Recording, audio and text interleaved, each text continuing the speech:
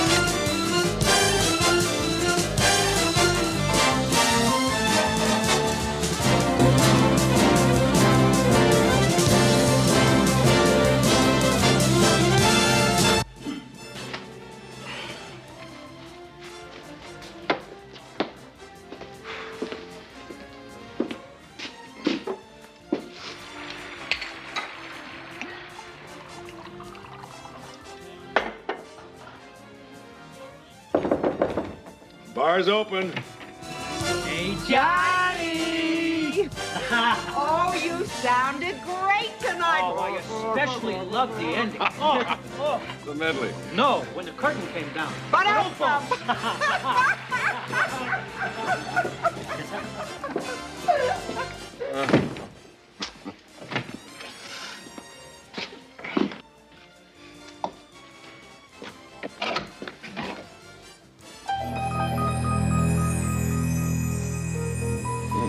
God, not again.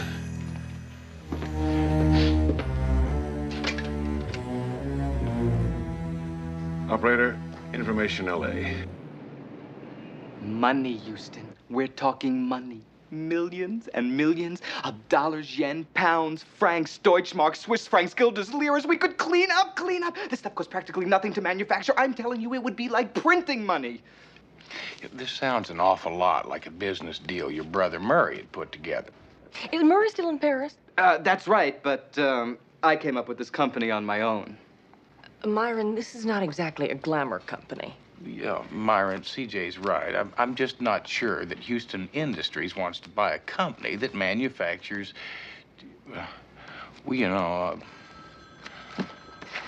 toilet paper. Well, somebody's got to. Yeah.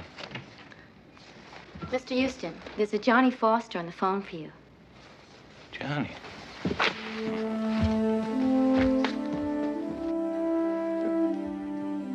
Thank you. Well, partner, long time no see. Houston, I need help.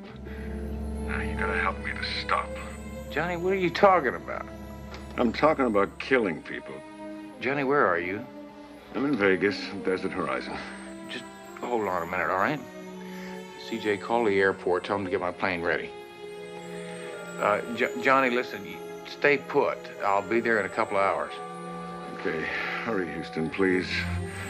I don't want to kill any more.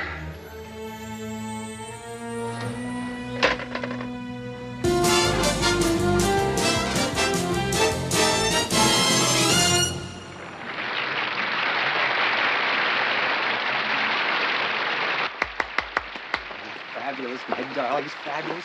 Now, we only have 2 hours until the next show. Surprise me, be on time for the next show. Good.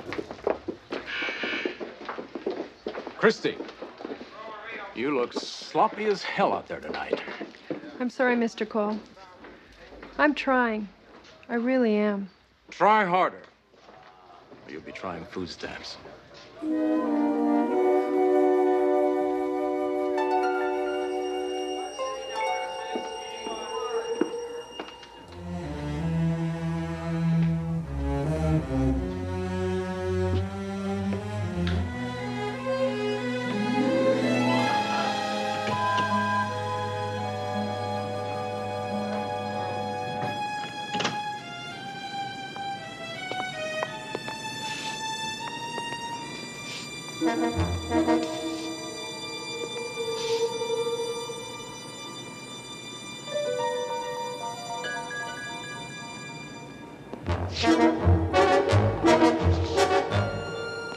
Who's there? If this is a joke, it's not very funny.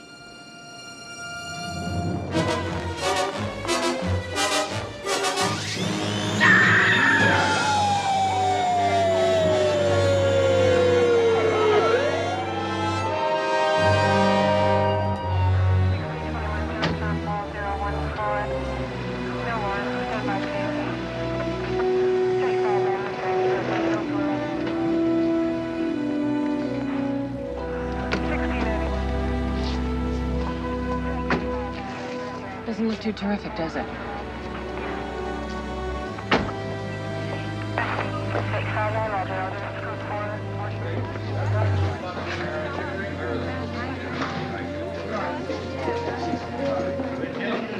Johnny? Excuse me. Johnny, what the hell is going on? Hey, what are you doing? Get up against it. Get over. Go on, get him out of here. Get that garbage out of here. All right, now, who are you now? What's your name? My name's Matt Houston. Matt Houston, huh? Private investigator, huh? Yeah, listen, Johnny Foster is a friend of mine. You got lousy taste in friends. Would you mind telling me just what happened here? Less than an hour ago, a showgirl had her throat cut. That's 3 girls in a month, Mr. Houston. All dead. We found your friend here with a bloody switchblade in his hand. Now, anything else you want to know, Mr. Houston? Because if not, I'm going to stroll out to the parking lot and lose my dinner. And then when I pull everything together, I'm going to have to figure out who I have to inform that this last girl is dead. A husband, a boyfriend, a mother, a father, who knows? Or maybe it'll be like the last time. I'll have to tell a 7-year-old kid that his mommy's never coming home again. Like I said, cowboy, you got lousy taste in friends.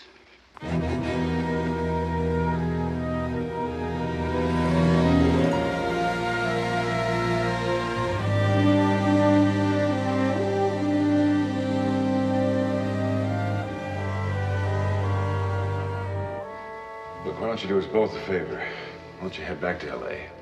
Because I haven't finished what I came here to do, Johnny. Yeah, well, it's too late. It's true. What's true, Johnny? The blood, the murders. Listen, are you sure that you killed that girl last night? I don't know. I guess so. I mean, I'm not sure. After I called you, I had a couple of drinks. Well, I had a lot of drinks. Next thing I knew, I was knee-deep in cops. Are you telling me that you blacked out? Oh, it happens a lot these days. It's been a long time since I sang for your daddy in his roadhouse. Johnny, there's a big difference between thinking you killed somebody and knowing you did. Yeah, well, you see, the cops found me with the knife in my hands, and then the shirts and the blood. Wait a minute, what shirts? Well, before I called you, I checked my dressing room closet, and I found a shirt that was covered with blood. Now, Matt, the girl that was murdered last night was the 3rd one this month. I must have killed them all. It's like CJ said, there's a big difference between thinking and knowing. And Johnny, I didn't just fall off the turnip truck, you know. I mean, you gotta help me on this thing. Yeah, well, the cops are convinced. Why aren't you? 'Cause I've known you for a long time, Johnny. You used to fake getting sick just to get out of going duck hunting. I mean, you couldn't hurt a fly. Yeah, it was a long time ago, Matlock. Long before the hit records. Long before the drug of the week or the booze. You see, you remember the way I was. Not the way I've become.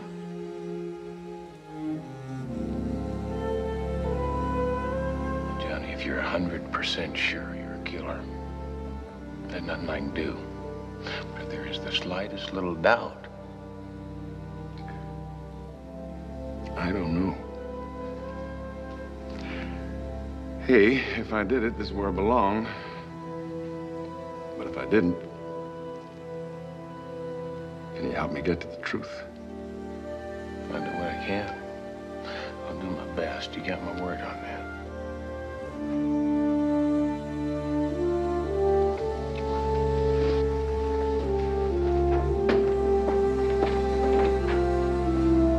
Houston, I'll get to work on his bail, but considering what he's being charged with, it's not likely that I can get anything accomplished till later Houston? tonight.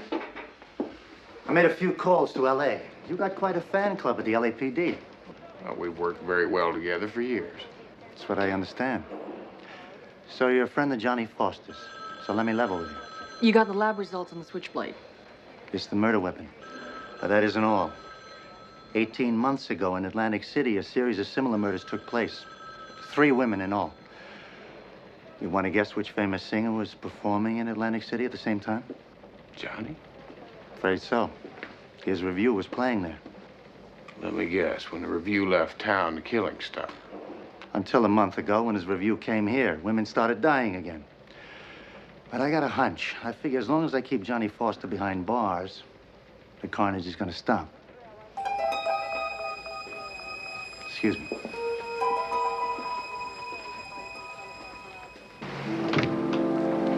Houston, I'm going to tell you something. It is not looking very good for Johnny. Now, CJ, Johnny may have been in Atlantic City 18 months ago, but he wasn't alone.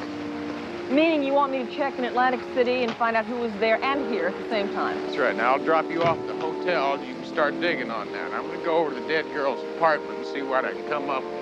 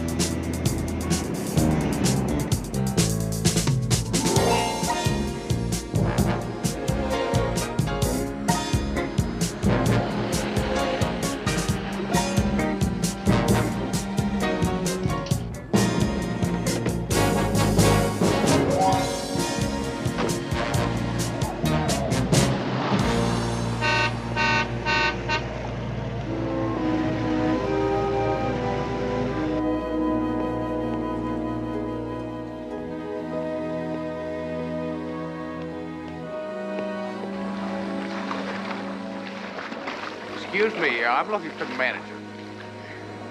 You found her. Well, listen, I really hate to bother you. No bother at all. Give me a hand, would you?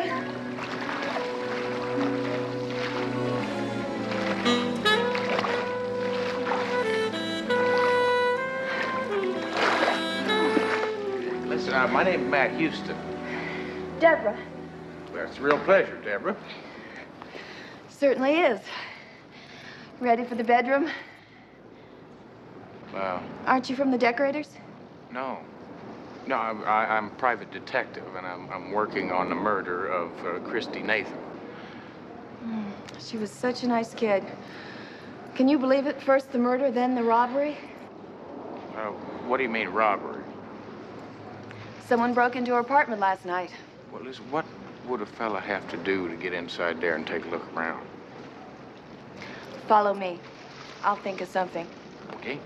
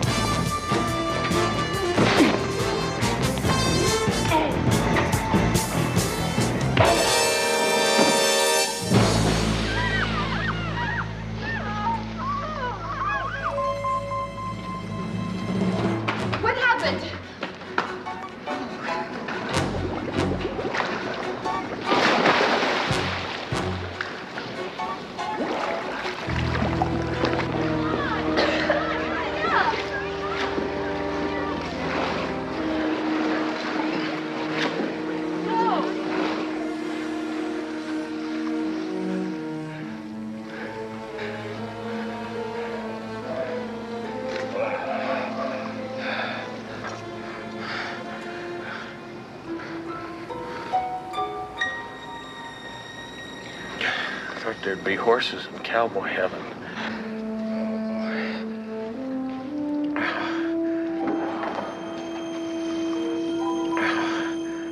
Let's go. Catch up to him later.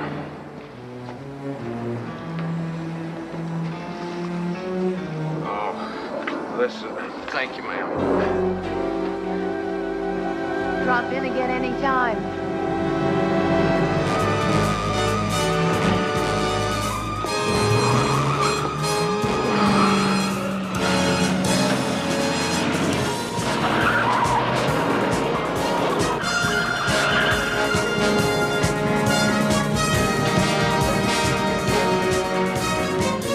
I don't believe it.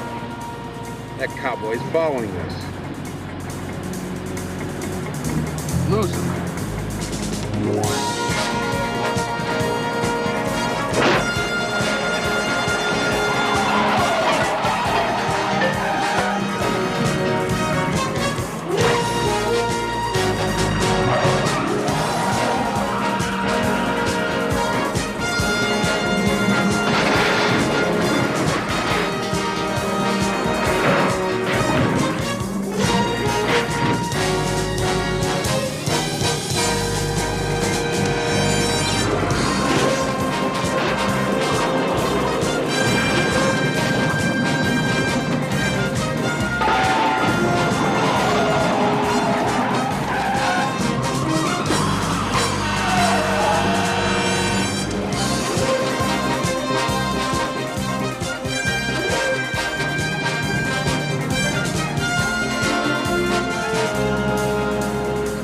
I don't think he's gonna give up.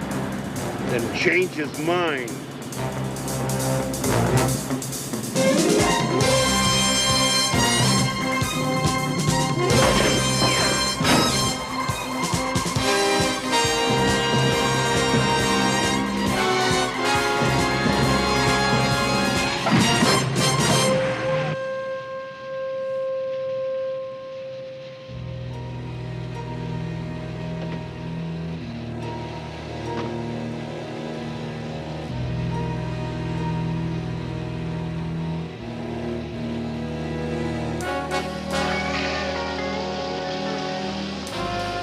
That's just great. First a bath and now a shower.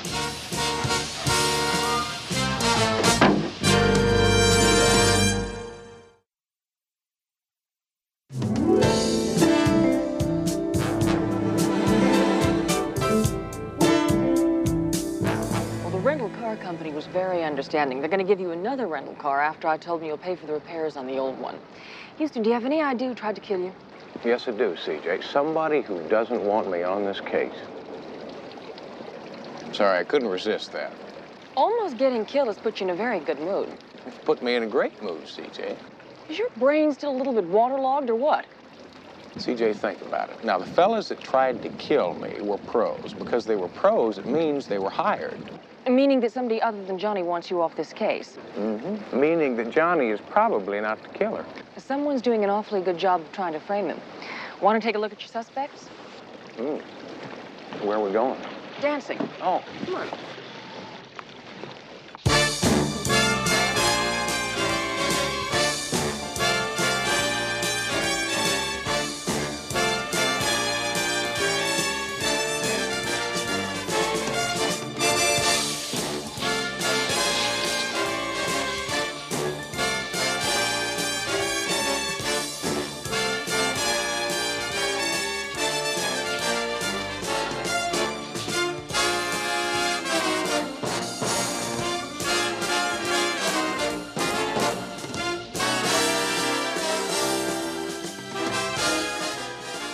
Besides Johnny, there are 4 people in the review here and in Atlantic City. One of them is Brett Cole, the show's director choreographer.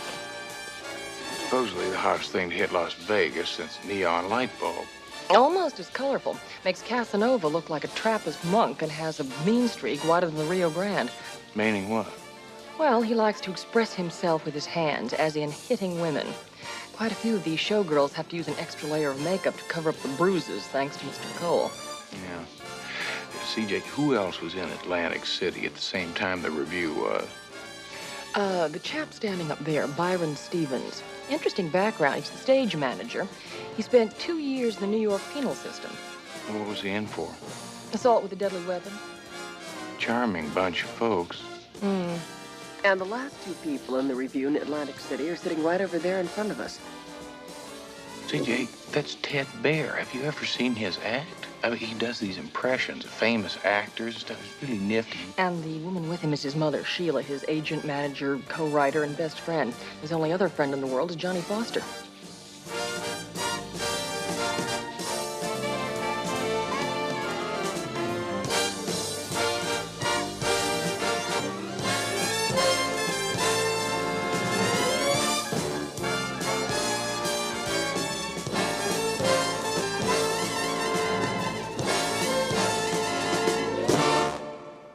Well, I guess you all thought you were pretty good, huh? Well, I didn't. Since none of you seem to have been born great dancers, I guess it's up to me to make you great dancers. Starting tomorrow, I'm adding a morning rehearsal. They're yours. I'll be in my office. My darlings, don't fret. Please don't fret. You were fabulous. You'll be fabulous. All right? Now, we only have 2 hours until the first show. Let's all get our things, go to our dressing rooms, and make ourselves even more beautiful. Come on. CJ, listen, I think I'm going to have a little chat with Brad Cole. Now, I'd like you to follow up the lead for me. Now, when I was in the dead girl's apartment, I found an empty picture frame in there. On the back of it had a sticker that said Oasis Dining Room. Oh, that's here in the hotel. That's right. So you think that she had dinner with the killer and then had a photograph taken with him? That's right. Why else would somebody want to get rid of it? Listen, talk to the photo girl's waiter. See if you can come up with anybody that might have been sitting with her. Hmm? You got it. Yeah.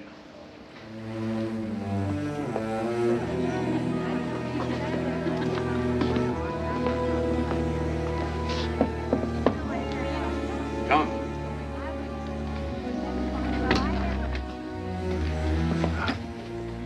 Excuse me, Mr. Cole. Sorry, pal, I don't need any male dancers. Besides, macho look is out. I agree. And you shouldn't be a dancer. I'm not. I'm a private detective. My name's Matt Houston. Oh, yeah. You're the one helping Johnny, huh? Well, believe me, that lush needs all the help he can get. Well, actually... Brett. Oh, excuse me. Do you want to see the new hopefuls? Bring him in. What can I do to help you, Mr. Houston? Well, I understand that you were with the show in Atlantic City. Yeah. So what? Well, it seems that the killing started at the same time the show was in Atlantic City. Mr. Cole, this is Joyce. Hello, Joyce. Well, now, you're very pretty, very pretty. Thank you, Mr. Cole. I haven't seen you before. You new in town? Just got in yesterday. I took the bus from Des Moines. Des Moines, huh? Well, now, that's a very nice state. Tell me, do you have any nude pictures of yourself? Nude? Oh, I didn't know there was any nudity in the show. Oh, there isn't. I was just curious. Look, go back to Des Moines, Joyce. Byron, I want this new girl to be beautiful and experienced and to know the score. Dig? Yes. Come on. Now, where were we? Oh, yes. I believe you were just about to get to the part where you tell me I'm a suspect. As a matter of fact, I was. You see, I figure it takes a certain kind of man to kill women, probably the kind that hits them. Well, now, it's true. I have a temper. And if you don't leave here right now, I'm going to be forced to just throw... Byron! That's the look I want. Do you dance? Occasionally.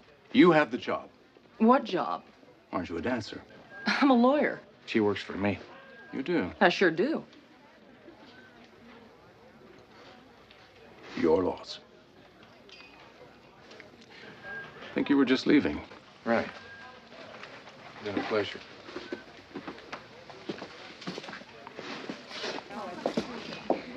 How'd it go with the photo girl? Well, she couldn't remember who Christy was sitting with, but she's going to look in her file for the negative. Now, we've heard from the bail bondsman. He's going to have Johnny's ticket by tonight, so we'll be able to get him out from behind bars. Now all I have to do is figure out a way to keep him from sitting beside one.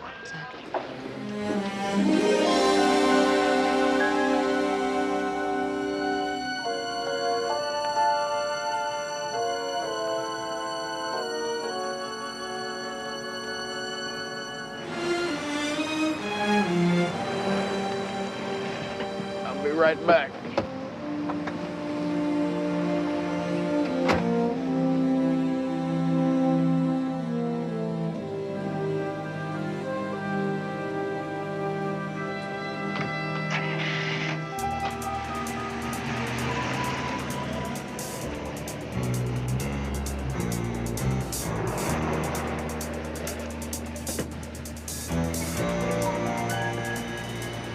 Excuse me. I'm lost. Well, I'm sorry, I can't help you because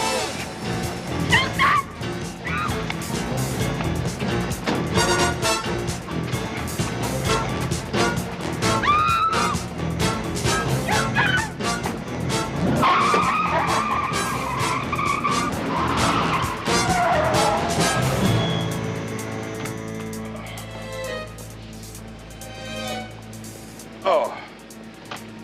What I could use right now is a drink. Last thing in the world you need right now, Johnny.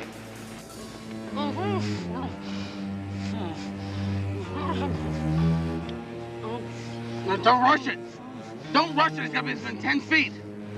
Look, I'll tell you what. Why don't you go back to the hotel and I'll meet you back there later, okay? Not a chance, Johnny.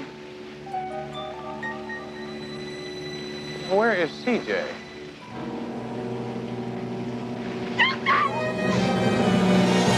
Now! Gotta get down.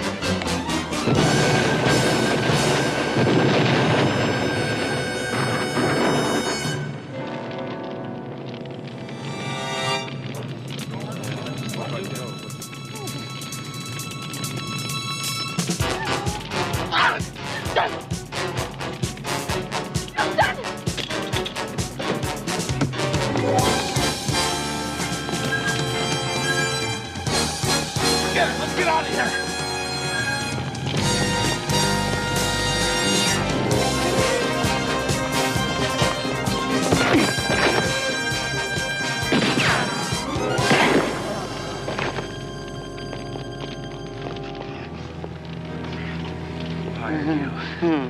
Hired you.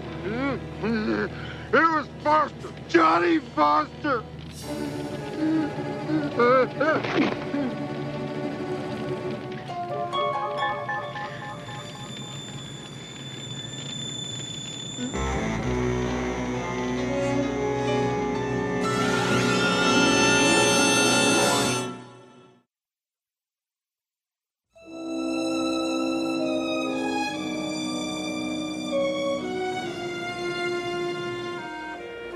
Houston, some coffee?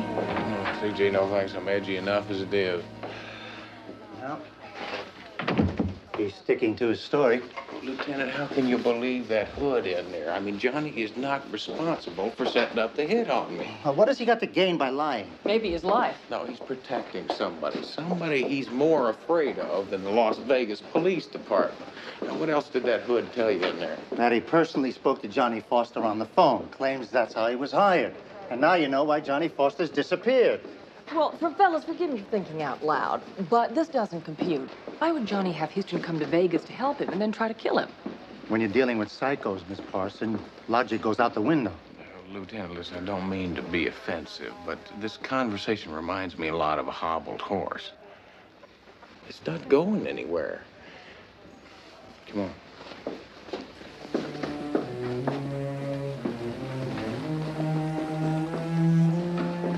CJ, we've got to find Johnny in a hurry. I mean, all it's going to take is one wrong move and a trigger-happy cop. Well, Ted Bear's a friend of his. Maybe he could help. CJ, is this the only car you could rent? Well, Houston, you blew the hood off the first one, and you blew everything else off the second one. You're lucky they'd rent you any car at all. Yeah.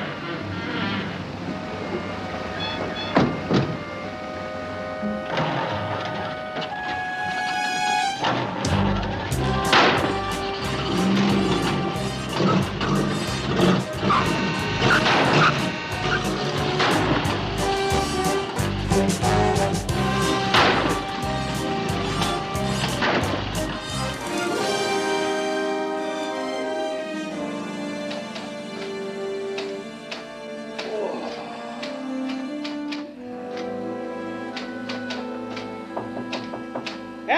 laughing. Yeah, Teddy Bear. My name's Matt Houston. This is my associate, C.J. Parsons. Listen, would you mind standing on your head so we could conduct a normal conversation? Just trying to get a laugh. Woo! Okay, Mr. Houston, why don't you call me Teddy? Just call me Teddy, and you just call me anything, any place, any time. Pretty lady. Oh. I'm Sheila, Teddy's mother. Oh, Mom, listen. Mom, try out that new joke on him. This is gold. You're gonna love this. My psychiatrist firmly believes in shock treatment. He sends his bill before each visit. Ba-dum-bum! I get all the credit, but Mom writes the jokes. He'd write the jokes himself, but he's grown accustomed to hear the audiences laugh. See what I mean? He's got a million of them. Listen, folks, I'm a friend of Johnny Foster's. He said that. He said that you were his friend. What can I do to help? I told you to stay away from that no-good drunk. If it weren't for the olives in his martinis, Johnny Foster would have starved to death years ago. Mama, please! I know Johnny's got his problems, but he's still my friend. Of course he is, Teddy. And you want to do everything you can do to help. What do you have in mind? We'd kind of like to find Johnny before the police do. We thought you might know where his favorite hangouts are. We can start looking right now. No, come on. May I use your telephone, please? Sure. Help yourself. We'll keep you posted. Ba-dum-bum!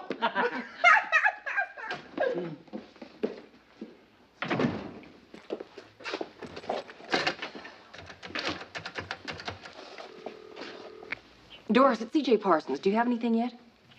You do? Super. We'll be right down. Houston, that's the hotel photographer. She has some information we might want. It's about time things started falling into place for us. Listen, C.J., why don't you touch base with Myron back in the big city? Meanwhile, I'll take care of our photographer lady. Like take her into the dark room and see what develops? C.J., you know how old that joke is? Yes, but I also know Matlock Houston's track record with pretty ladies. Ba-dum-bum.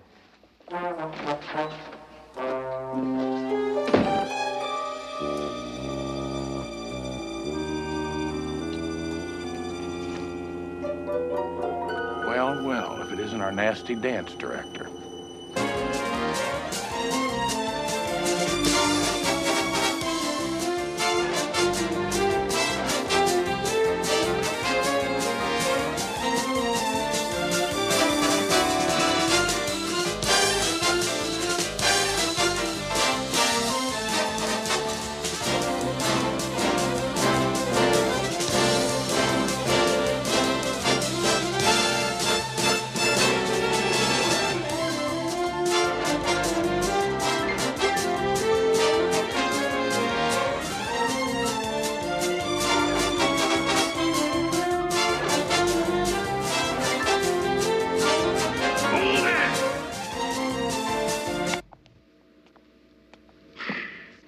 Maggie, you've got the grace of a porcupine.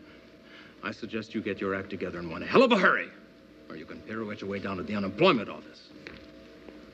As for the rest of you,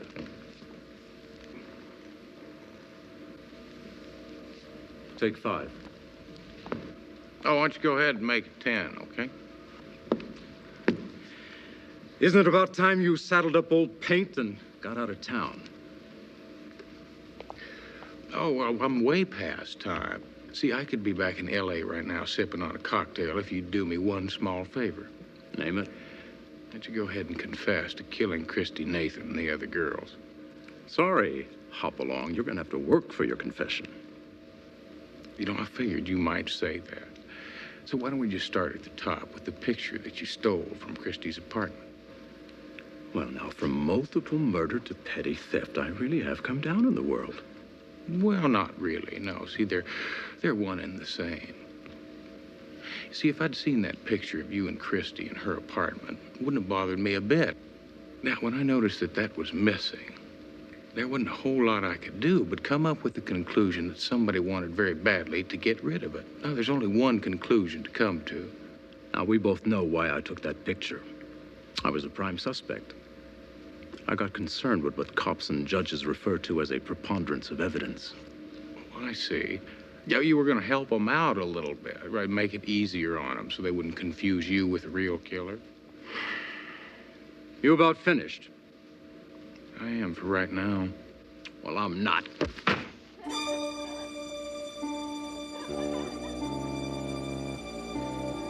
That really wasn't a very smart thing to do. Under the circumstances, I tend to agree. Could I have my foot back? Yes, you may.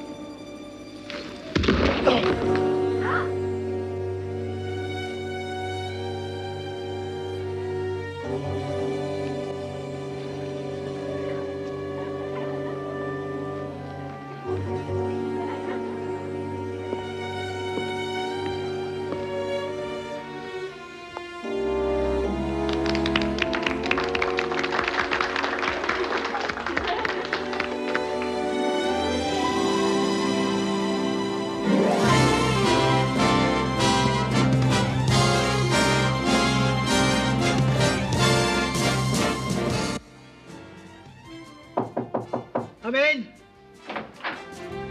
Oh, Mr. Houston. I'm sorry. We scoured this whole town. Nothing. Zip. It's not gonna be the same going on without Johnny. Mom's still so upset she didn't even come in today. She's still at home. Well, we appreciate you trying, Teddy. I was sure we could find him somewhere. He's just completely gone underground or... Or what? I hate to even mention this, but Johnny tried to do himself in about 2 months ago. Mom and me are the only ones that know. Teddy, don't you see that just makes it all the more imperative that we find him? Now, can you think of any place you might have missed? Can't think of a single thing. I'm sorry. Well, I'm gonna find him. I'm gonna find him and clear him. Well, if there's anything else that I think of, I'll get in touch with you, okay? Good night. Good night.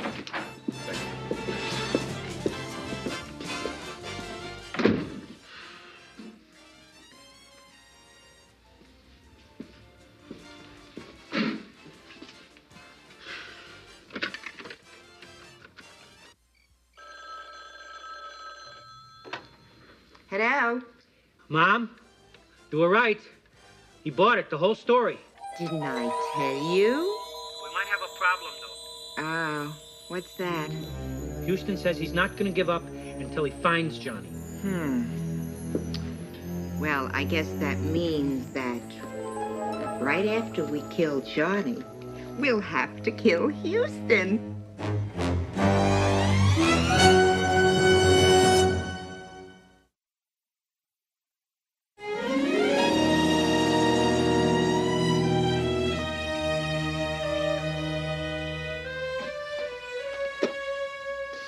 Ted. I mean, we're friends. Why me? Don't blame Teddy. It was all my idea. Who better to frame than an unpredictable drunk who always blacks out? But I am sorry, Johnny. Oh, don't be mad at Teddy. He just has this problem with girls. When I realized it recently, I knew I had to go at once for help. But first, Mama wanted to make sure that the police blamed the murders on somebody else. So you see, it really is much better this way. Just wish it didn't have to be you. Well, you're gonna get caught. You're not gonna get away with it. Showtime.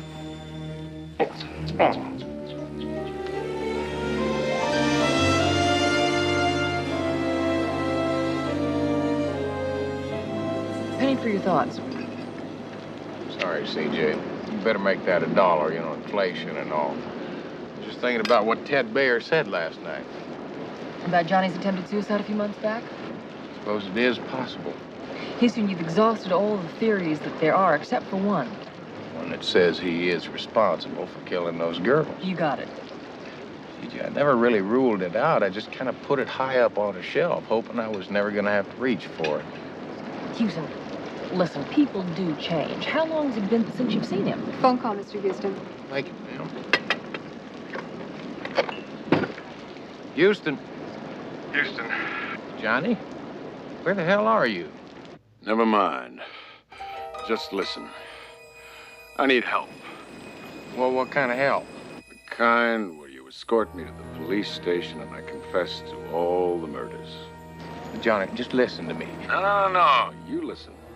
I'm cold sober. I killed all those girls. It's all come back to me. Every detail. Please, help me, Houston. Where can I find you? One pump gas station and general store about 4 miles east of the Strip on Sand Dune Road. Sand Dune Road? Johnny, you gotta be kidding. About what? Well, it was Sand Dune Road. But don't you remember that? I mean, that's the same road my daddy's bar is on that you sang in. You know, right outside of Tyler. Yeah. Come to think of it, you're right. Hurry, Matlock. Hey, I'll be there as quick as I can. You were never in better voice, baby.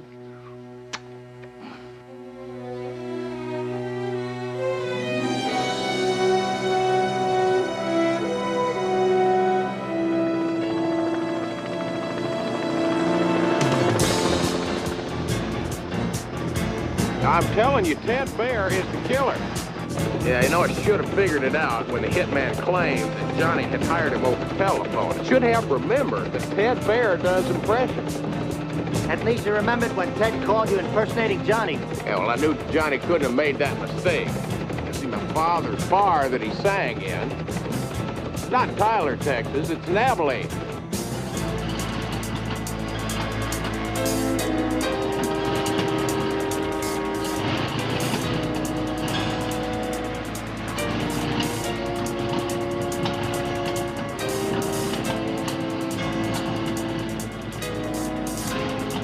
Them, Houston and CJ. Go for Houston first. Just as soon as he steps out of the car. There they are. Decoy 1. This is Reed. Go ahead, Lieutenant. Suspects are northwest of you, Upper Royal Road. 10-4. Move out fast. Bring us in right over him now.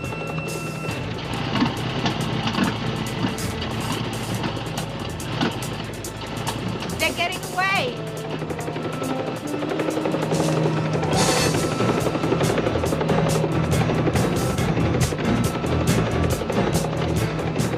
Ted, put the rifle down. We just want to help you. No, Kitty, wait. Hurry!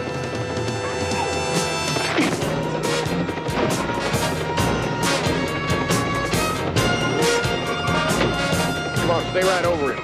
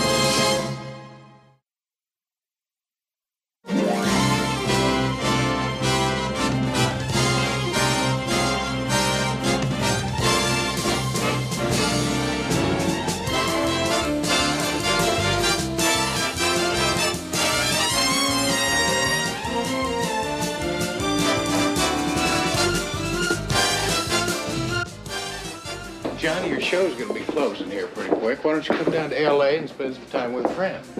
Oh, I'd like that very much, but I think I'm gonna head on back home and just take things slow and get my act together. As long as you realize you got a standing invitation. Thank you. Johnny, 1 minute. I'm off. See ya. Bye, darling. Break a leg. Hiya. Kiss, kiss. My kingdom for a kiss. Wait. Okay. There you are. I've been looking everywhere for you. Do you realize how many rooms there are in this hotel? Do you realize what kind of trouble you're in? And I'm not talking any small-time penny ante trouble either. I'm talking big-time, big bucks, heartburn, and ulcer kind of trouble. Whoa, Myron. What seems to be the emergency? Emergency? Try catastrophe. I just found out that you destroyed 3 rental cars. Myron, relax. Houston took care of it. Oh, you did? Hmm? Yeah, I talked to the rental car company. They assured me that their insurance company was going to cover all damage. Houston, you own the insurance company. Well, Myron.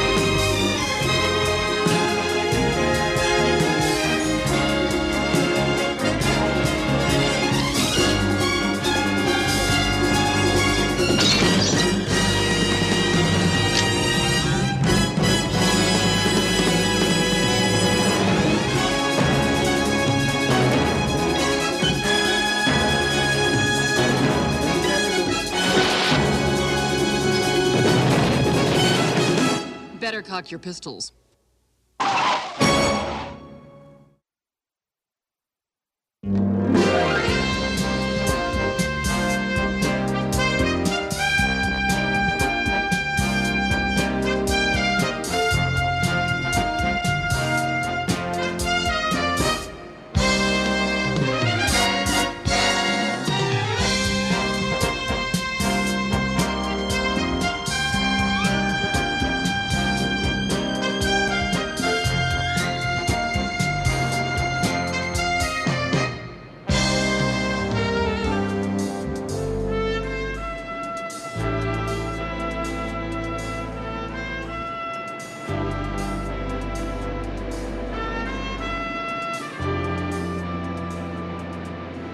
Had a problem with my nose.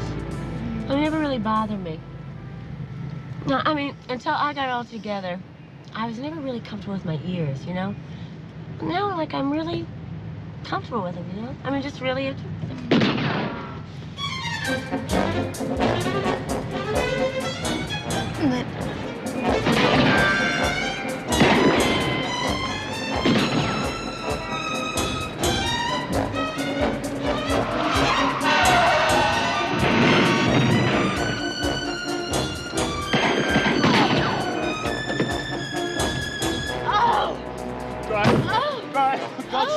Dry. Oh!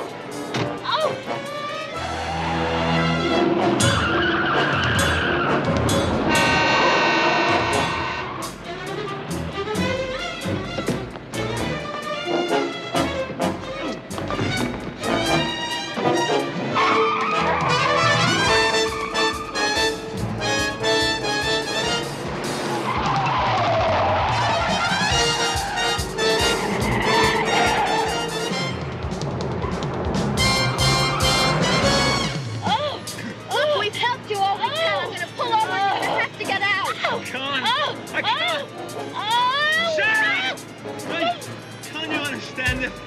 the thing I told you. Told us what? See what? They'll kill you too. The only chance you have, get to Houston. Mac, Houston.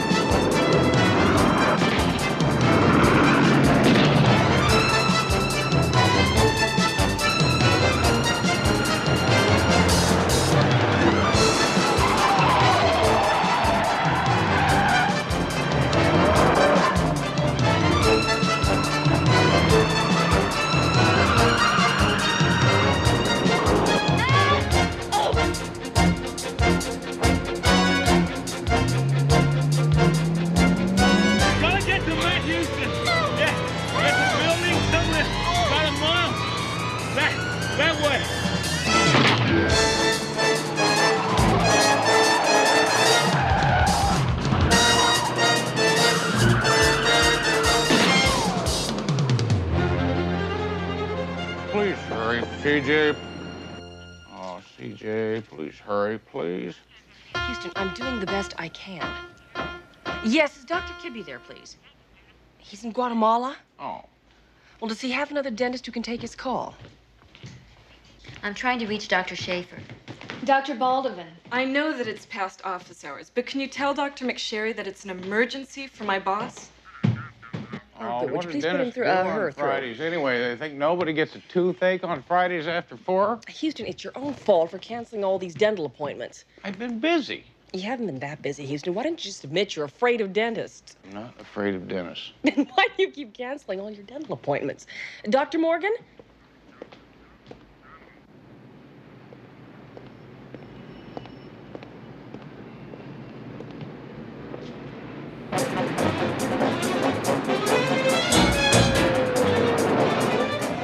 Give it this to Houston. He's the only one who can stop it now. Tell him, Veer. Fear for... Fear for what? Tomorrow. Fear for tomorrow.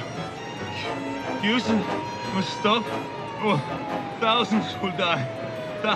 Thousands. Yeah. There it is. Houston's building.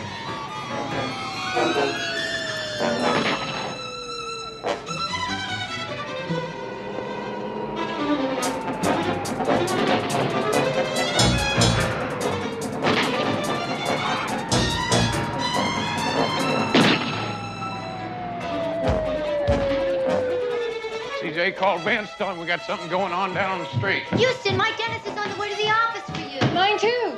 Ladies, toothache's gone. Matlock, Houston.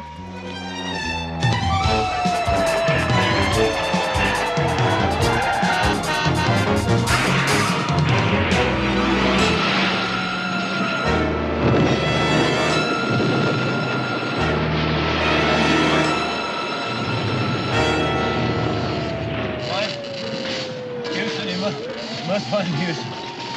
Hurry. Smoke.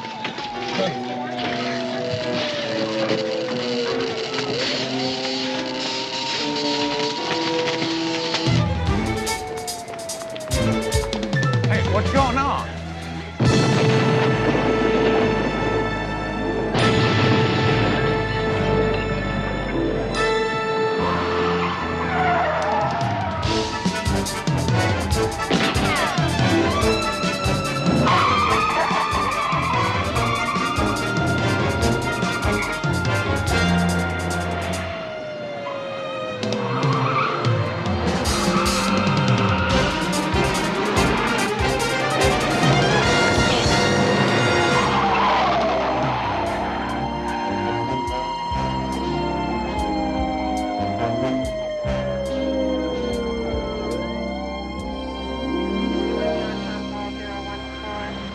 That license plate number that you almost got your can knocked off for isn't going to do us any good. The guy's driving it stole it in front of the city central hospital. Just commandeered it right off the street. So any idea why that car was chasing the other Lieutenant?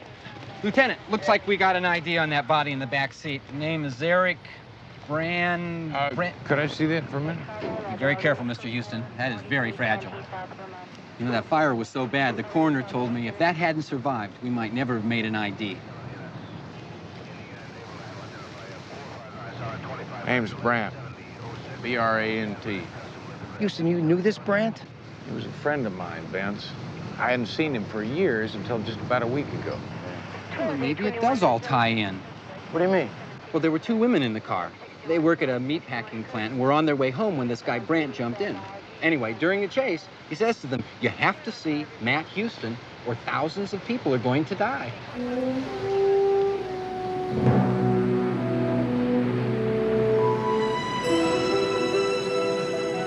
Ladies, did he say anything else to you when he gave you the book?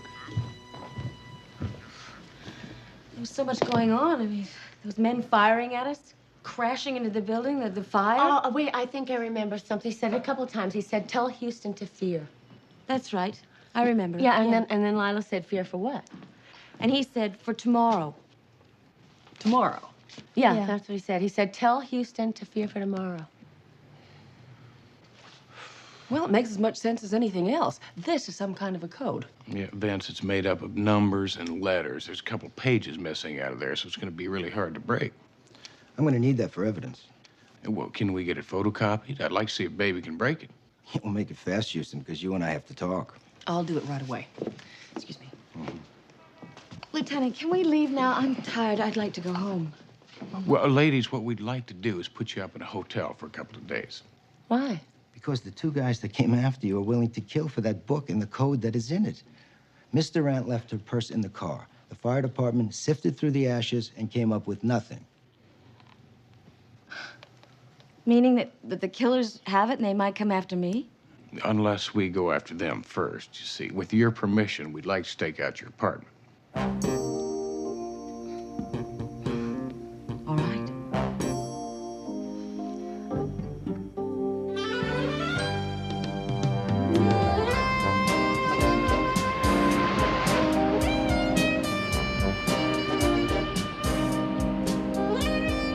Houston, fear for tomorrow.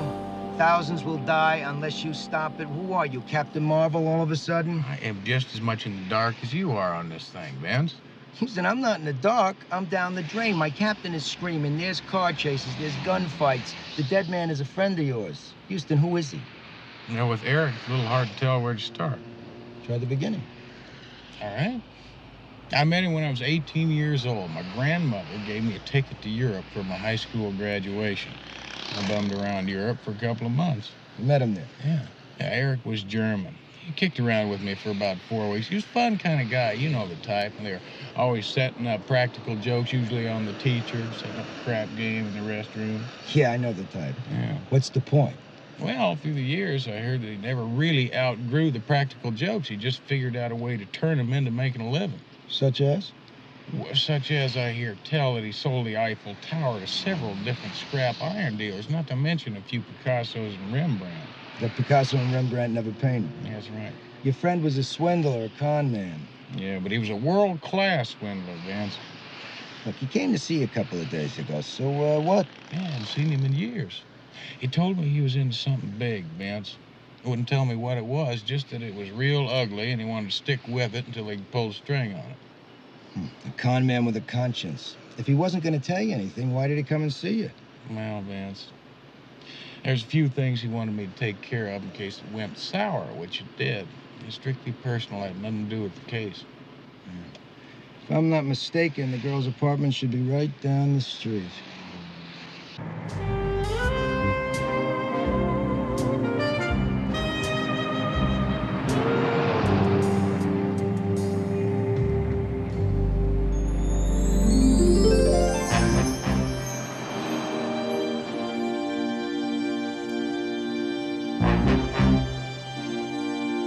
You ever think we might be on a wild goose sit?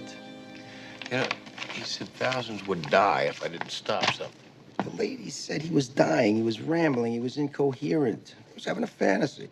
Why would he tell me to fear for tomorrow? Maybe he read your horoscope. Maybe his bookie got tired of chasing him. Maybe some guy he stiffed in the past finally got to him.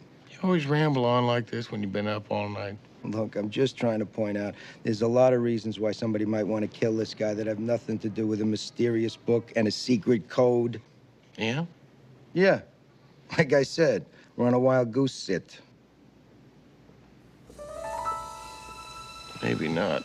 Vince, the guy who just walked past the window is the same guy who tried to run me down. Great!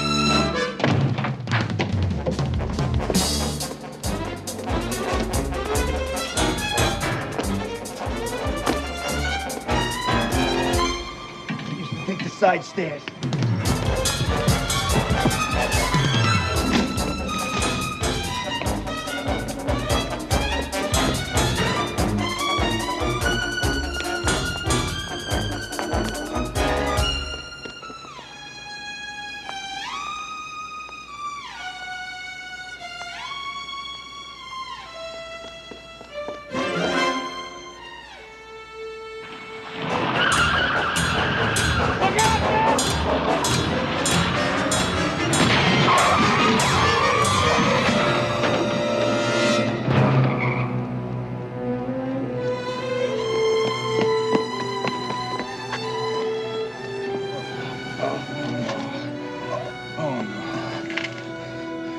Get an ambulance.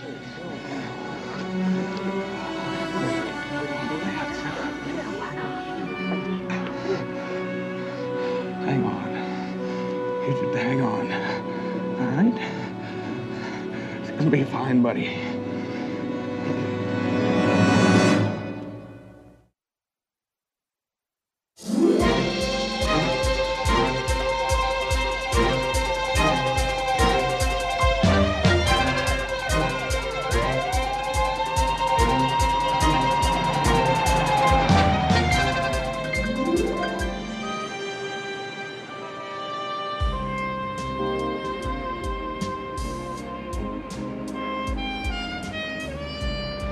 CJ, he stopped breathing twice. Houston, he's alive. That's all that counts right now.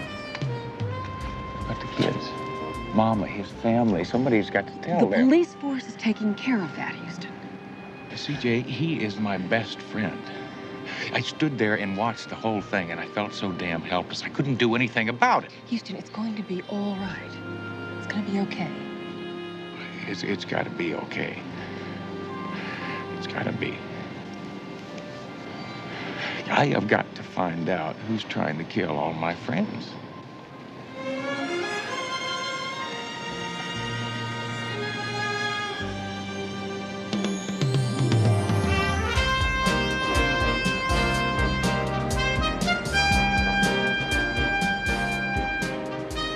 Good to see you looking almost normal again.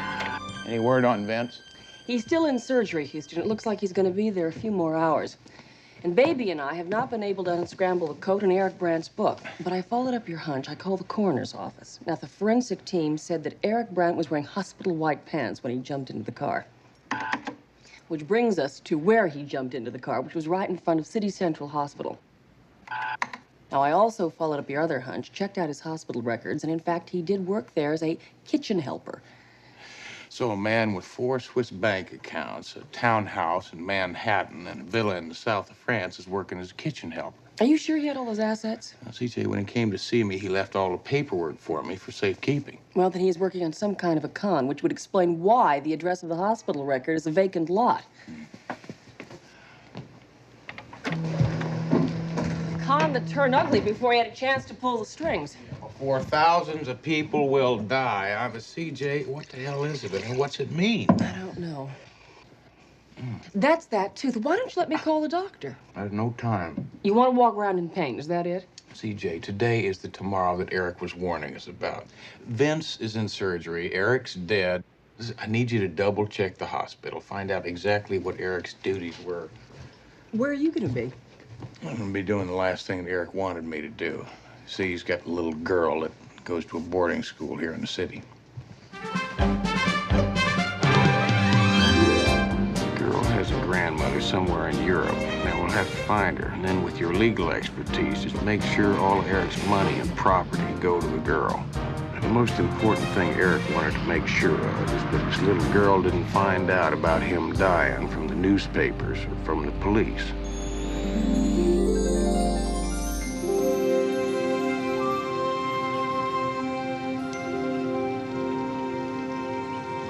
It's not fair.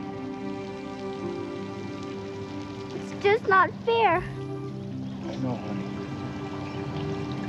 And I loved him. I want him back. Nellie. I loved him. I never told him enough. But I did. I loved him. Honey, he knew that. Are you sure? Yes, I promise you. He would talk about you all the time, how much you meant to him. You were his whole life, sweetie. He used to kiss me goodnight and say, "Do you love me?" And I'd say, "I sure do." And he'd say, "How much?" And I'd say, "More than the whole universe." He always liked that.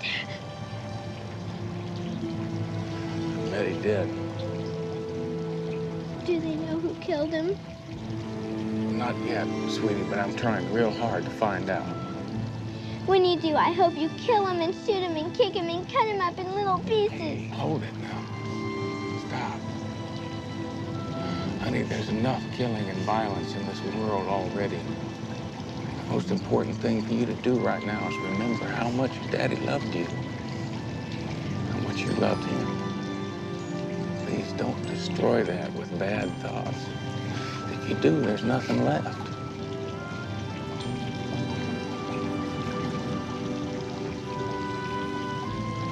Promise me that. I'll try. I promise. I'll try. Come here.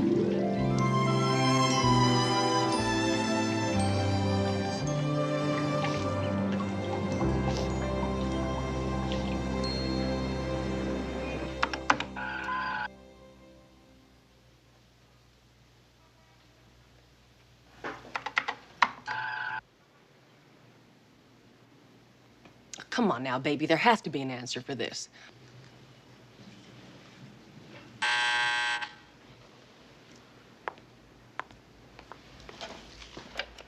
Yes, thank you. Houston, if you're calling about Vince, I just heard from Mama. She says they expect him to be coming out of surgery soon. He's still hanging on. Thank you. Listen, CJ, any luck breaking the code? No luck. I've tried English, French, and German, and nothing's happening. Yeah. Listen, I had a thought. Now, Eric once told me that he studied Latin for about 3 months to pose as a Catholic priest. Then he found out that they don't use Latin anymore. Anyhow, this case being connected to a hospital and all. And Latin being the language of medicine. I'll give it a try. Houston, by the way, I found out where Eric Brandt works at City Central. He was, in fact, a kitchen worker. He was assigned to the executive dining room.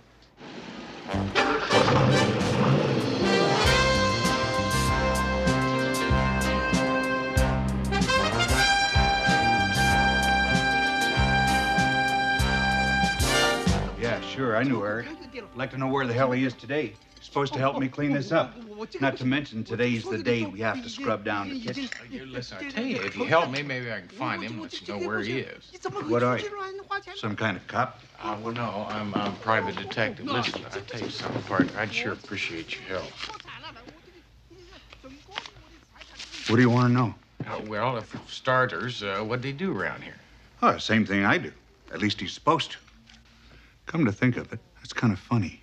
I mean, he's supposed to be a kitchen helper, right? Well, the last couple of weeks, he spent most of his time with the man. Well, who's the man? Him. His Holiness himself. Dr. Elias Baker. That's what this big breakfast was for. Big farewell deal. Dr. Baker and his mercy ship. Leaving today. Wait, are you sure that they're leaving today? Yeah. This afternoon. It's a big deal. Taking food and medicine and stuff off to Africa or something. You know what I want to know? When are they going to start worrying about the people in this country? Listen, I tell you what, you wouldn't happen to know where Eric Brandt lived, would you? Nah. I never seen him out of this place. I don't like to see nobody from this place out of this place. Yo, listen, I tell you, what about employee lockers? Did you have one of those? Maybe. Maybe. Follow me.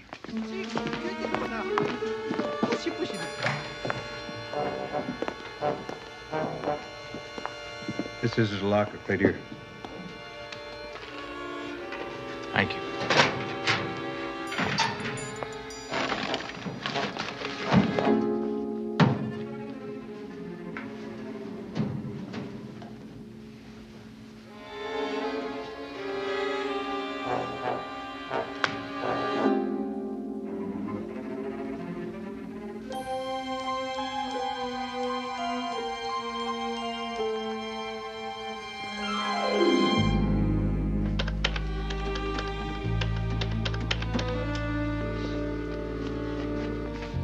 Dr. Baker's residence? Dr. Elias Baker? Yes. Who is this, please?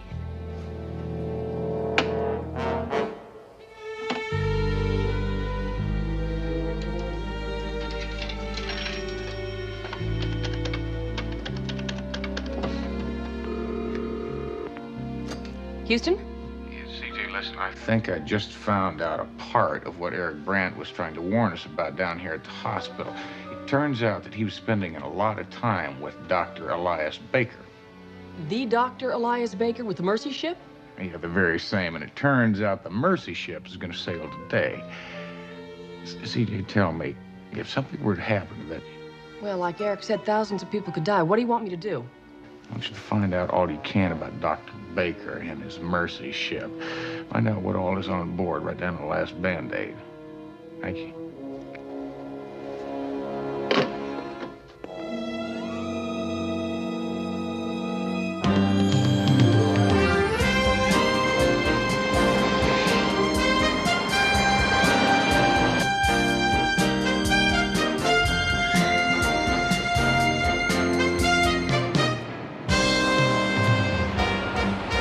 Eric Brandt, yes. Yes, of course I know the young man. He works in the kitchen. I understand that he spent quite a bit of time with him. Me? Yes, I guess he did. Dr. Baker's a very open person. When you spend your life living with and trying to feed the starving of the world, you lose your sense of class distinction. Has Eric done something wrong? Broken the law? Or not paid a bill? Well, I'll tell you, he's gotten himself killed, Doctor.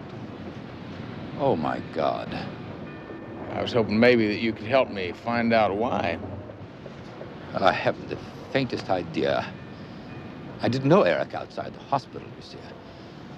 Such a bright young man. I love bright young minds. I'm sorry, I just don't know what else to tell you. Mr. Houston, we do have a ship that has to sail at 4 p.m. Oh, of course. Listen, I know you're both busy. Thanks for your time. You did say that the ship here is going to sail at 4 p.m., right? Yes, at 4. Should be quite a do. Television people are expected and all. Thanks again.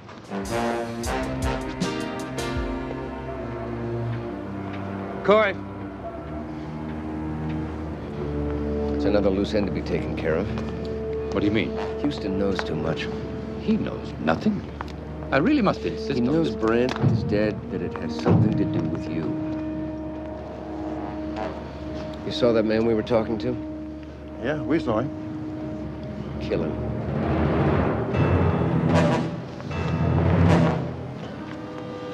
I don't know why I ever got involved with you people. Because, Doctor, underneath your sanctimonious public image, you're just as greedy, grubby, and venal as the rest of us. Not to mention your unnatural appetite for blondes.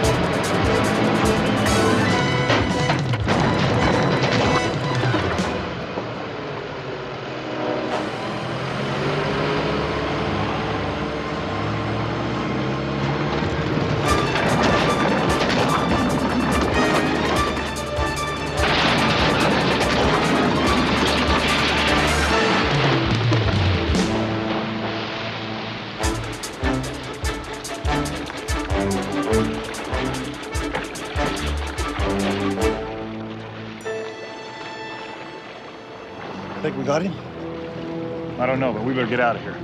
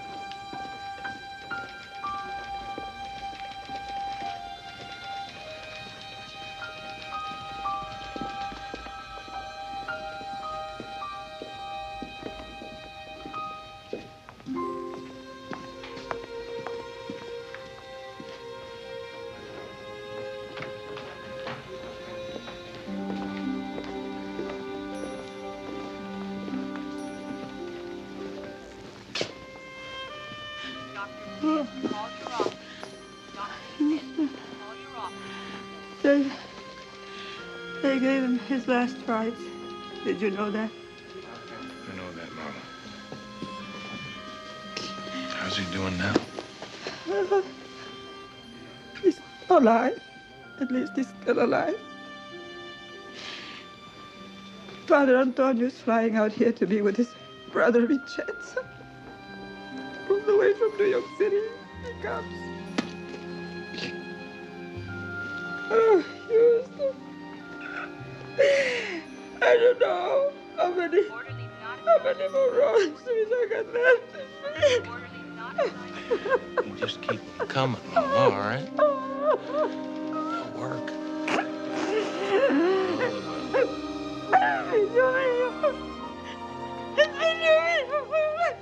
Maria Santissima, non me lo lasciare morire, non lo permettere.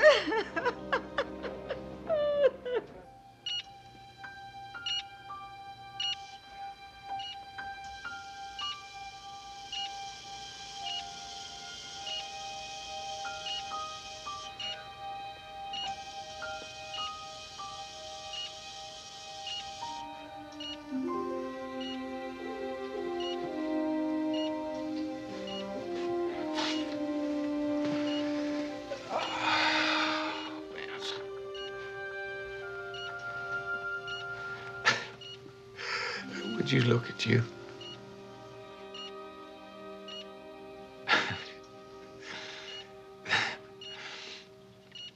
Hey, listen, your boys are doing fine.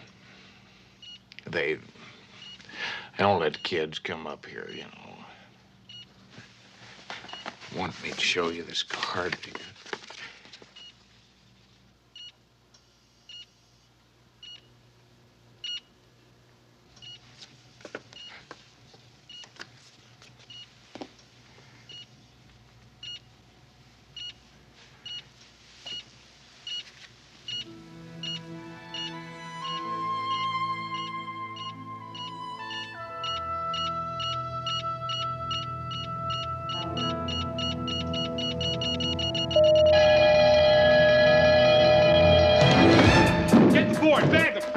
Don't let him die. The monitor's signal. Better hurry. 65/20. Not much time. He's not breathing. We'll need more room here. The cart's ready, Doctor. Paddles are prepared and connected if your CPR doesn't take. Come on. Come on. Breathe. Come on. Sodium glycol. Orderly's not assigned to duty. Report to emergency. Orderly's not assigned to Let's get the paddles.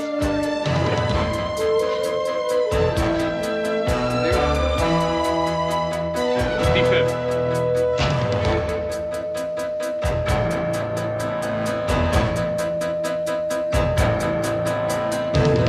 Hit him again.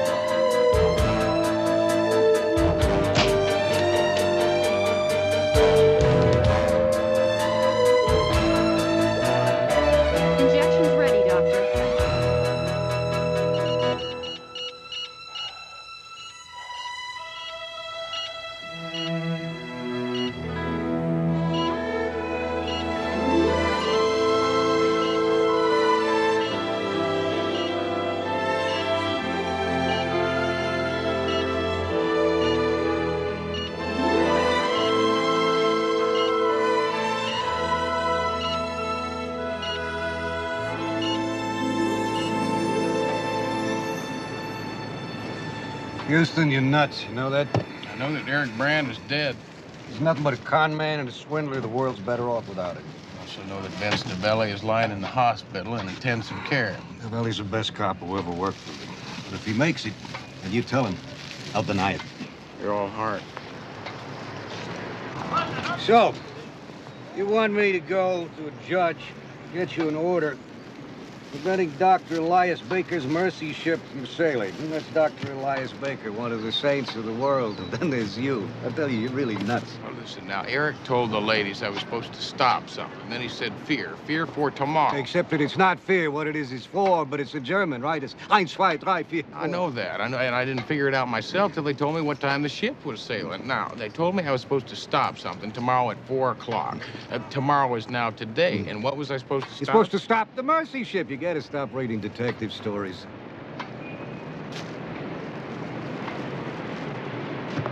Listen, now, what about the good doctor lying to me, huh? What? Because you found the doctor's home phone number in Brandt's locker? Come on. Initials EB. Now, I checked it out. The doctor's close associates and friends are the only ones that call him EB. Look, I would like to help you out, but let's face it, you don't have anything. You're emotionally involved, so you're grabbing at straws. Go and get me some evidence. Something I can take to a judge when you ask me to stick my neck out. Houston, I broke the code, and you're right. It was in Latin. Is there any kind of a motive in all that stuff? That and a whole lot more. There were a couple of pages torn out of the book, so it was hard to decipher for a while. There's blood. Blood and lots of it, Houston. From what I could decipher from the code, about 90,000 units of fresh frozen whole blood. I'm not following all of this. Well, Captain, it's an ugly racket. Heard about it before. You see, blood can only be frozen for 3 months before it goes bad. It's not safe for humans. Then it has to be sold for laboratory blood. You see, laboratory blood is 1/10 the cost of good blood. Now, if somebody tried to sell 90,000 units of laboratory blood for good blood, they're going to make millions of dollars. Listen, CJ, did you find out what's on board the doctor's ship? Well, besides foodstuffs, medicines, and bandages, he had exactly 90,000 units of fresh frozen whole blood donated by local charities. So now you want your search warrant, I guess I get to stick my neck out. You driving? You got it. Okay.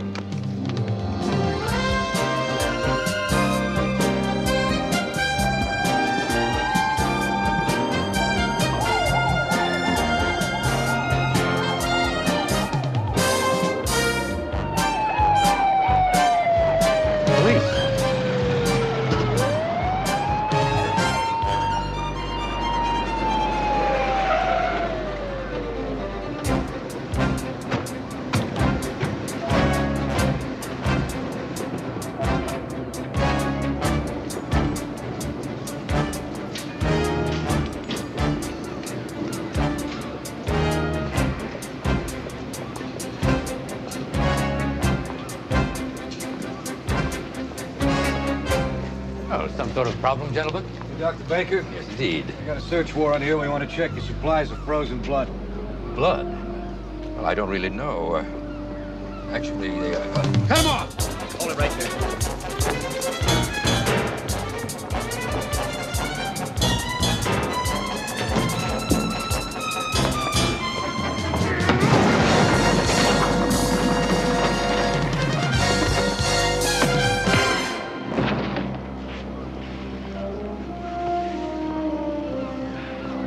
Look behind you, fellas.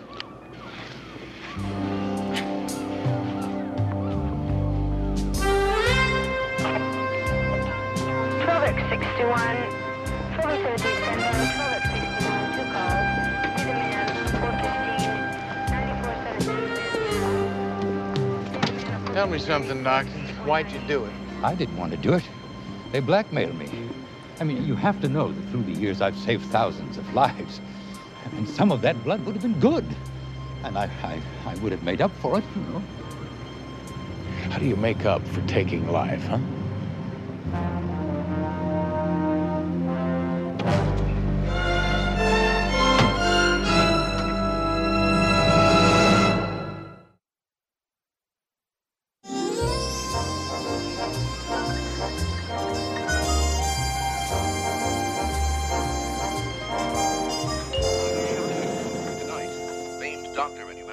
Dr. Elias Baker has been arrested on murder and conspiracy charges allegedly surrounding a black market ring dealing in the transfer of outdated blood.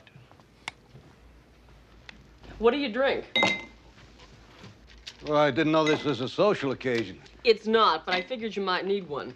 When I drink, it's bourbon, 2 fingers. Where's Houston? He said this was important. I'm going to give you 4 fingers of bourbon. At the moment, Houston is in the process of breaking and entering. I'll take the 4 fingers. Why is it I have this feeling I'm being asked to stick my neck out again? Well, you see, Houston gave it some thought, and he came to the conclusion that the case isn't closed yet. Well, why not? We got the doctor, we got his buddies, we got 90,000 units of bad blood. What more does he want? He wants $6 million, which is the cost of 90,000 units of good blood on the black market. Good God. We were so busy patting ourselves on the back because of the arrest of the doctor that we forgot one very important thing. Where is the good blood? You wouldn't care to tell me where Houston is breaking and entering right now, would you? Well, I wouldn't tell you even if I knew. But the fact is, he did say that he would call when he knew whether or not he was right or wrong. Cheers.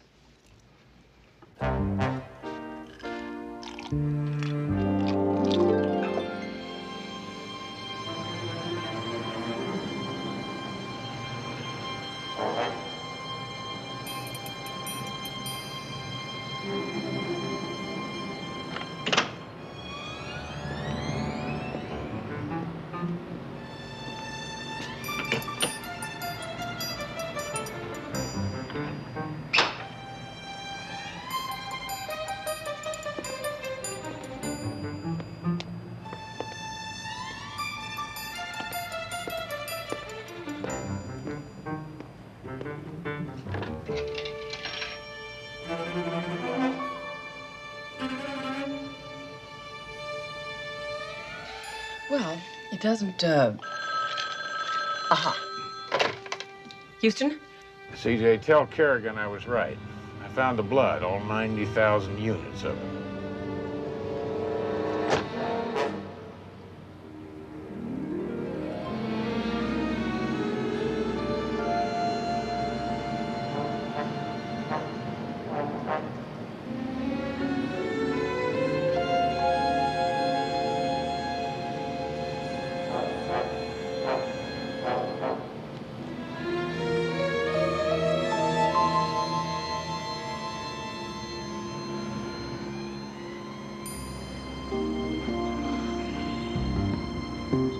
Noon, Houston.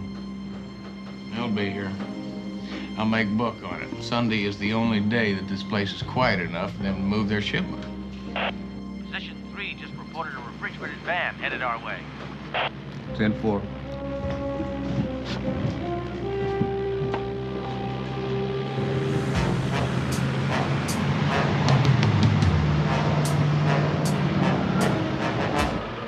Houston? Hope that was wrong. It's Eric Brandt. He's supposed to be dead. That's what he wanted us to believe, CJ. I'll be damned. That's Lila Durant. She was the one that was driving the car when Eric jumped in. They staged that whole car chase. Stage the gunshot, stage the car crash. Every bit of it, CJ, just to convince me that Eric was dead. It set me off on that clever trail that led us to Dr. Baker and his friends. And Lila works here at the meatpacking plant, which is how you knew where to look for the fresh blood. What about the girl who was with her? Okay, all units, move in. Tell you, CJ, I believe she was just an innocent pawn that they used to set this whole thing in motion. What's the connection between Brandt and Dr. Baker? Well, if I know Eric, he was probably partners with Dr. Baker until he decided to double-cross him and keep all the money to himself.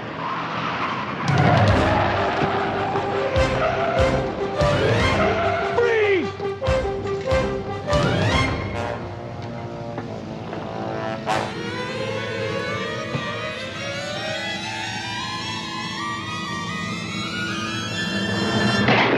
I got him!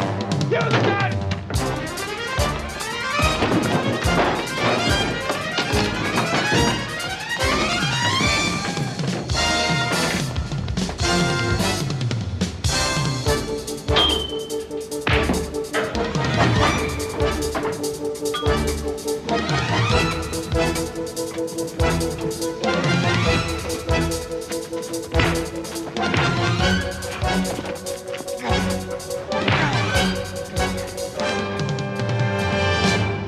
Why'd you do it, Eric? Well, you didn't have enough money? You always have to lie and cheat people like you've done all along.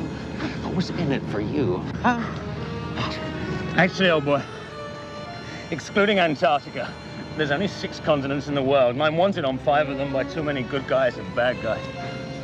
6 continents, wanted on 5. You're always good at those catchy little phrases. Well, how about this for a catchy little phrase, huh? My best friend is lying in a hospital dying. His mother, his wife, and his 4 children are sitting there waiting. They don't know if he's ever gonna make it. What about your daughter? Why did you put her through that? Houston, I had to. I told you, too many people are after me. I knew I could trust you to look after her. You used me, just like you've used everybody all your life. Whose body was it in the burning car? Some Skid Row bum? Matt, look, we used to be friends. Laugh together. Nobody's laughing anymore.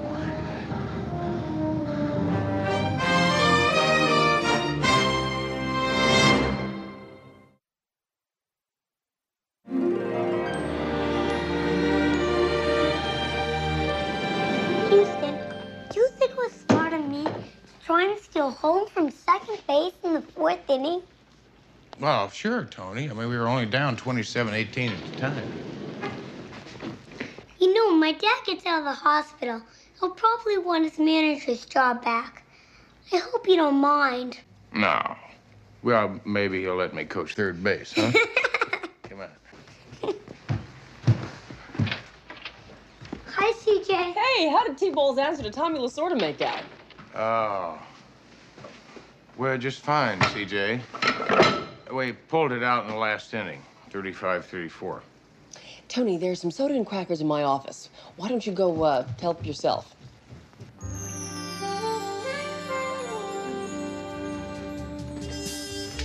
Houston, before we go any further, I'd like to introduce you to the latest addition of Houston Industries family, Susan Rogers. Well, Susan, nice to have you in the family. Why, thank you, Mr. Houston.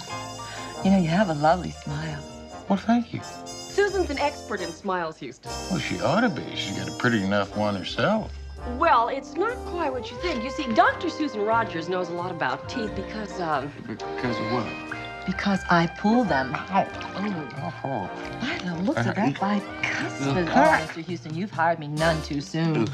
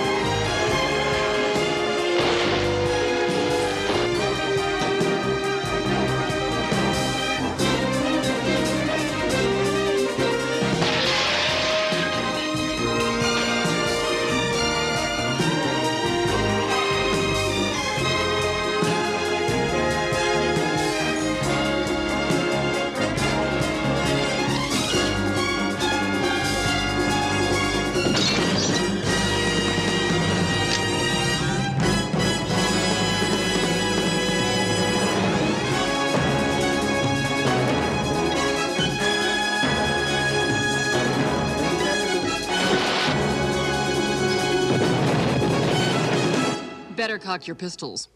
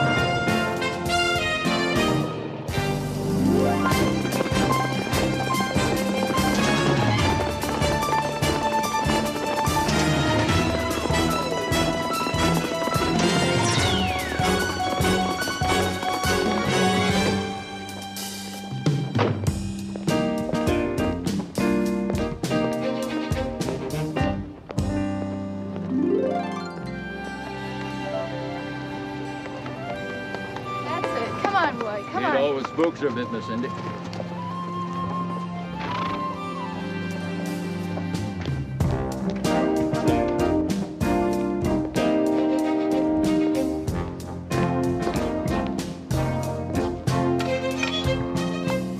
Hey! Can't you read?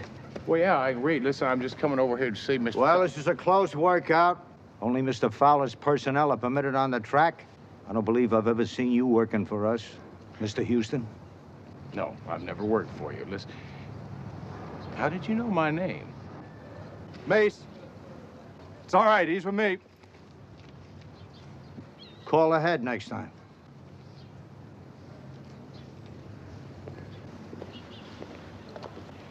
Hi, Houston. Hey, Win. Thanks for coming. I really need your help. It's a pleasure. Listen, I tell you, your security man there, I believe he's got a burr in a bad spot. He wouldn't win any personality contest, no. How can I help you, Win? The young lady you so generously directed to me 4 years ago? You mean Cindy?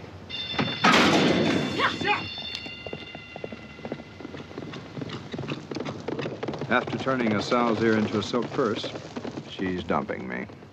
Well, how come? Moving to England, giving up quarter horses, joining Lord Wellesley's stable. It must be quite a blow. I mean, she's the best jockey you've got. A blow? Do you have any idea what the value of a good female jockey is? Everybody wants her. She really brings in the people. She is a crowd pleaser.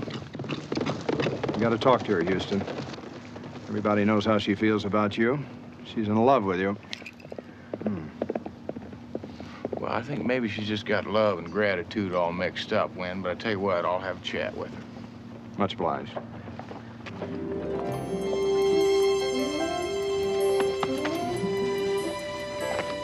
That's right, Cindy. Houston! This is quite a surprise. I think I'll steal another kiss. Well, Cindy, I need to talk to you. Hey, if it's about my move to England, forget it. My mind's made up. Well, I'd like to have a chance to try and change it. I'll tell you what. Our workout will be over soon. Meet me back at Fowler's farm and I'll let you try. Sounds like a plan.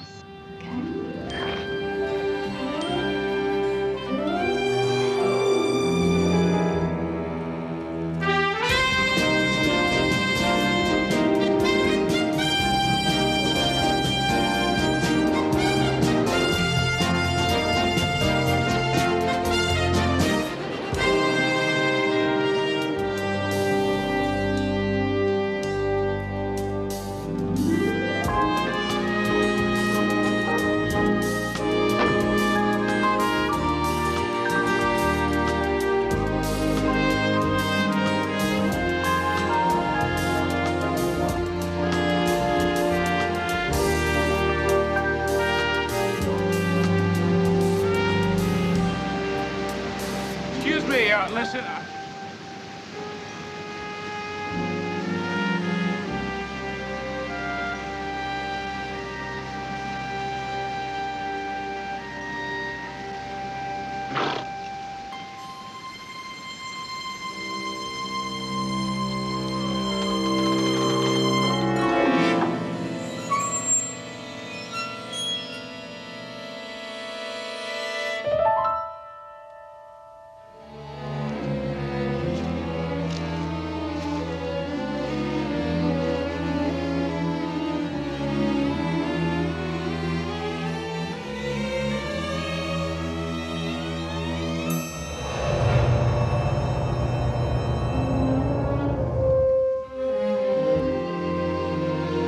All right, Houston, hold it right there. No sudden moves.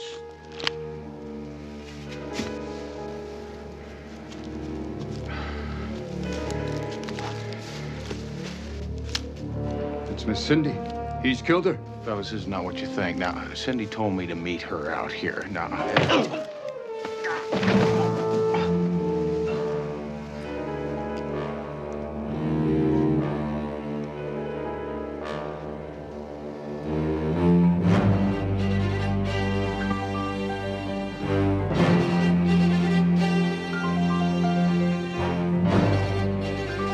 Ben, Vance, this is ridiculous. Why would I kill Cindy Gaines? I never said you killed her.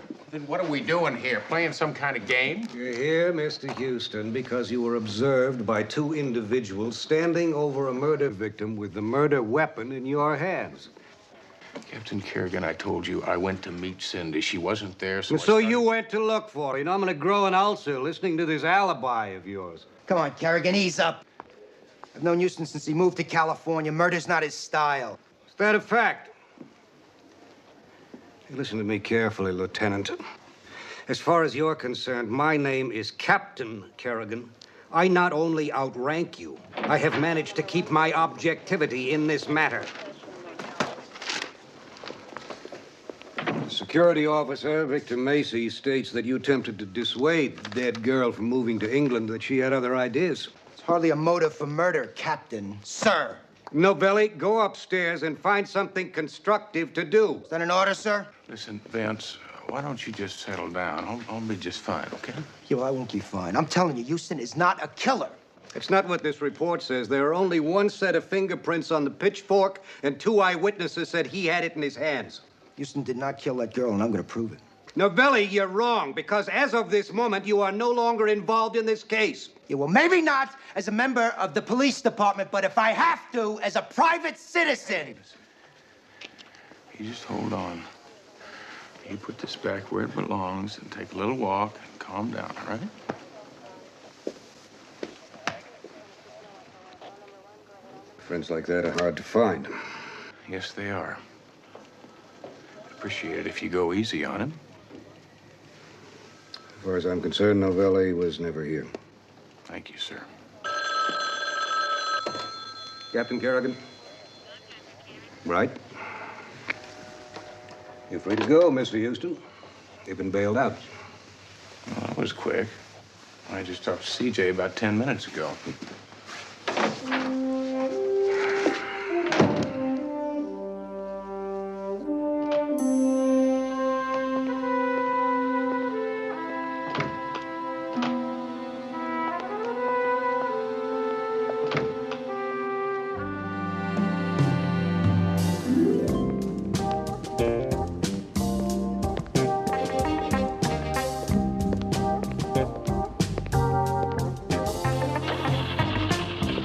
Taxi.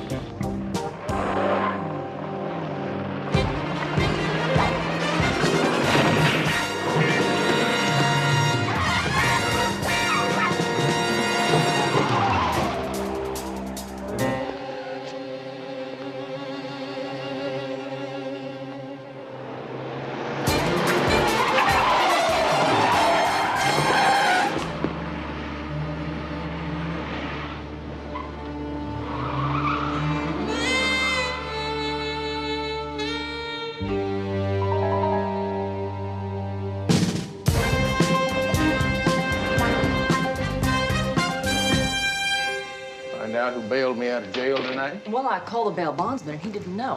What do you mean he didn't know? Well, whoever bailed you out and left the instructions did so anonymously.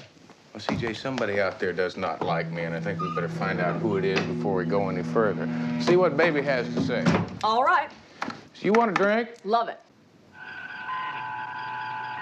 First of all, we have the deceased, Cindy Gaines, used to live in Bakersfield. At the age of 17, she left home to do the rodeo circuit. Enter Matt Houston. Yeah. You know, CJ, I met Cindy at a rodeo in Fresno. Well, you talk about bronc busters. This lady makes some of the male cow punchers look like greenhorns. But she wanted to be a jockey, so he introduced her to this chap, Winston Fowler. He finds them, he trains them, and he manages them. Best in the business. But he has a little problem. It's called gambling fever. Was it serious? Intensive care time. Well, that's hardly a motive for murder. Well, it is if your best jockey wants to breach her contract and run off to England. Now, Midge Moran, he was obviously in love with the deceased, but she was only sweet to him because she felt sorry for him. Well, CJ, we can hardly consider him a suspect. I mean, the boy's a little slow, but he's gentle as a lamb. Tilt. Did I say something wrong? Houston, he has a police record. He's assaulted 2 women on 2 separate occasions. Are you sure? I'm positive. I checked it out. You know, I've seen him before. He was with Macy when I got caught with blood-stained pitchfork in my hand. His name is Newt. Newt? Does he have a last name? Well, if he does, nobody knows what it is. He went to work for Fowler about a year ago, and because he grooms horses, they call him Newt the Groom. That makes sense.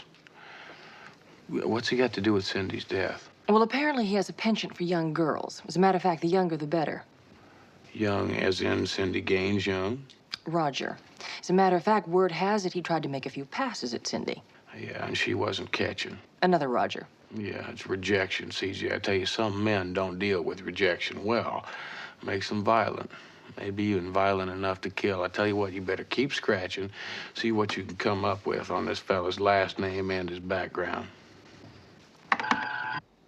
Well, Victor Macy, now what has he got to do with this? Well, he was with the Bakersfield Police Department for 12 years. CJ, anytime a cop spends that amount of time on the force, he usually would want to stick around till he retires so he can collect his 20-year pension.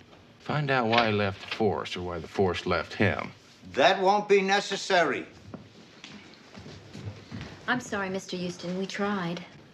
Thank you, ladies. I'm sure you did your best. I left the police force for personal reasons, none of which are any business of yours. Maybe when this is all over, I probably should teach you some manners, Mr. Macy. You're a blunt man, Mr. Houston. But I have something that's a little more blunt for you. You killed Cindy, and I want you to know that I am going to do everything in my power to make sure that you pay the maximum sentence under California law, the gas chamber. Well, now, I appreciate you taking all the time and effort to map out my fun-filled future for me, but there's only one problem. I am not guilty. Oh, you're guilty, all right. So what do I have to tell you to make you believe that I did not kill Cindy? You killed her. Long before you ever put that pitchfork in her back, you killed her. She was a good kid before you met her 4 years ago and gave her all those dreams of grandeur. You told her she was gonna be some kind of a champion jockey. How do you know all this? Well, she was a good girl. She had a boyfriend. He was gonna become a veterinarian. They had a fight, and she ran away. But it wouldn't have been like it was with her sister. Cindy would have come back. Everything would have been all right. She'd be happily married by now. I'd be a grandfather. You're her father?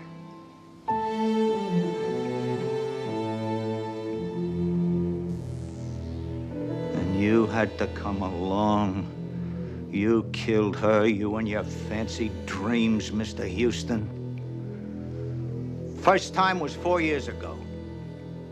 This time I can prove it. Did you know that my daughter kept a diary? She even forecast her own murder and her own murderer.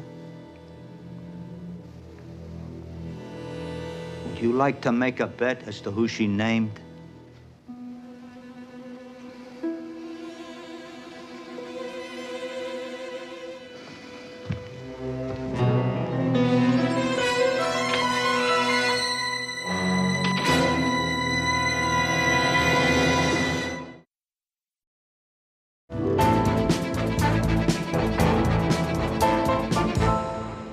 Vince, I know you want to help, but you got a family and a career to think about. Family? He's too busy saving the world to think of family. What?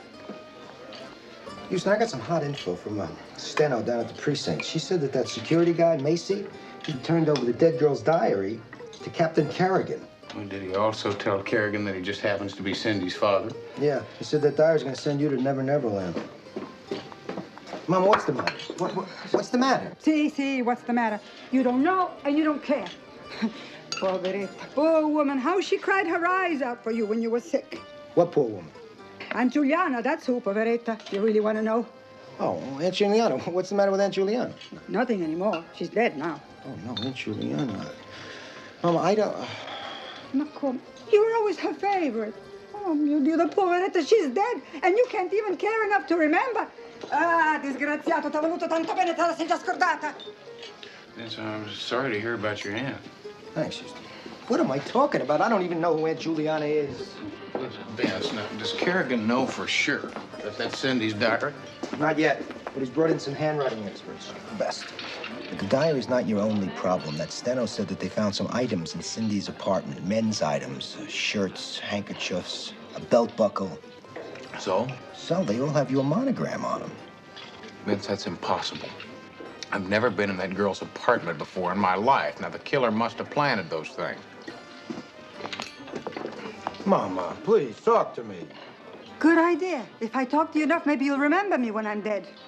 Mom, I just, Cleveland. I can't... She lived in Cleveland, the big blue house. Cleveland. Oh, Poverina, how she held you in her arms, how she rocked you, Poverina. Mom, I haven't been in Cleveland since I was 4. So? Is that any reason to forget a person?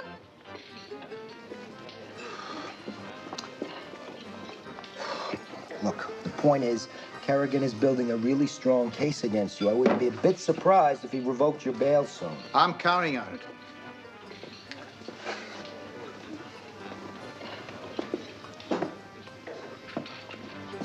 Now, Mrs. Novelli, food was excellent. Grazie.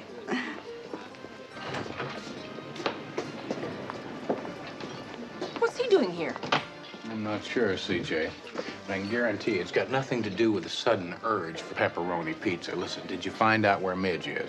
Yes, check the ranch. He's at a cemetery. This is the address.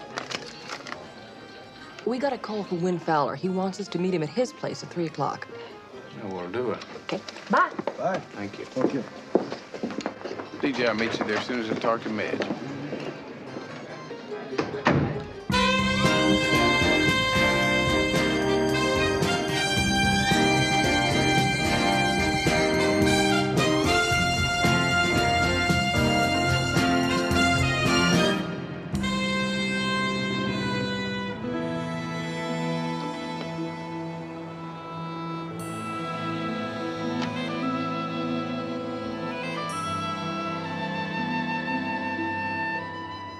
Midge? Hi, Mr. Houston. This is where they're gonna bury Cindy. It's beautiful, isn't it? Hope she likes it. It's a real pretty spot, Midge. Listen, you know that they've charged me with Cindy's murder. Yes, but I know you didn't do it. Thank you. You know, that's the first sensible thing I've heard all day long. You're not the type to push women around, especially someone as wonderful as Cindy. Really loved her, didn't you? You know anybody who didn't love her? Somebody that might want to hurt her, maybe even kill her. So I'm sorry, that's a stupid question for this point in time. I'm gonna miss her. I mean, I always knew that I was never really gonna have her. I mean, I know I'm really nothing much. I always knew that she'd end up marrying someone that had a lot of money and fancy cars. I better go. You all right? Yes. Stay put.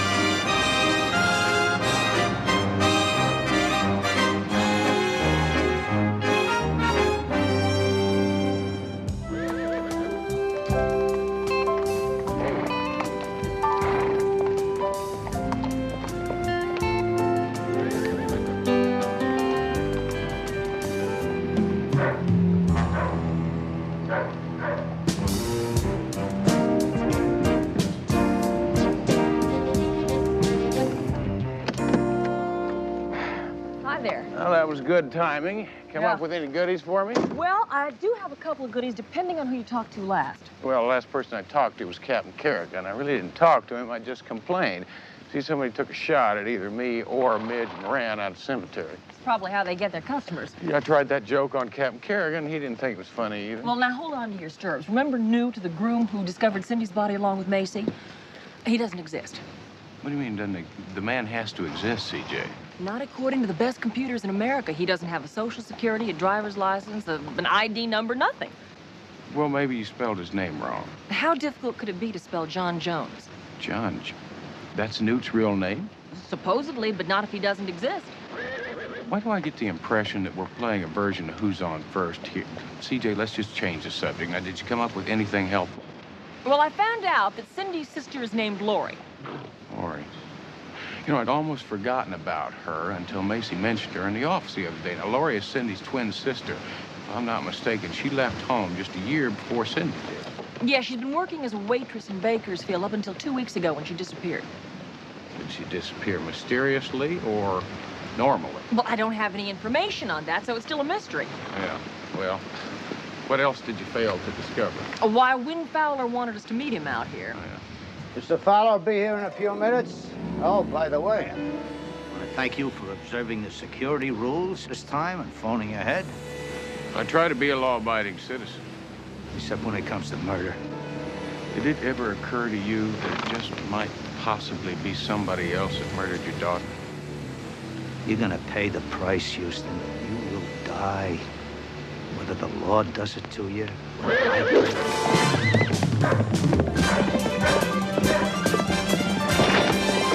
Do something!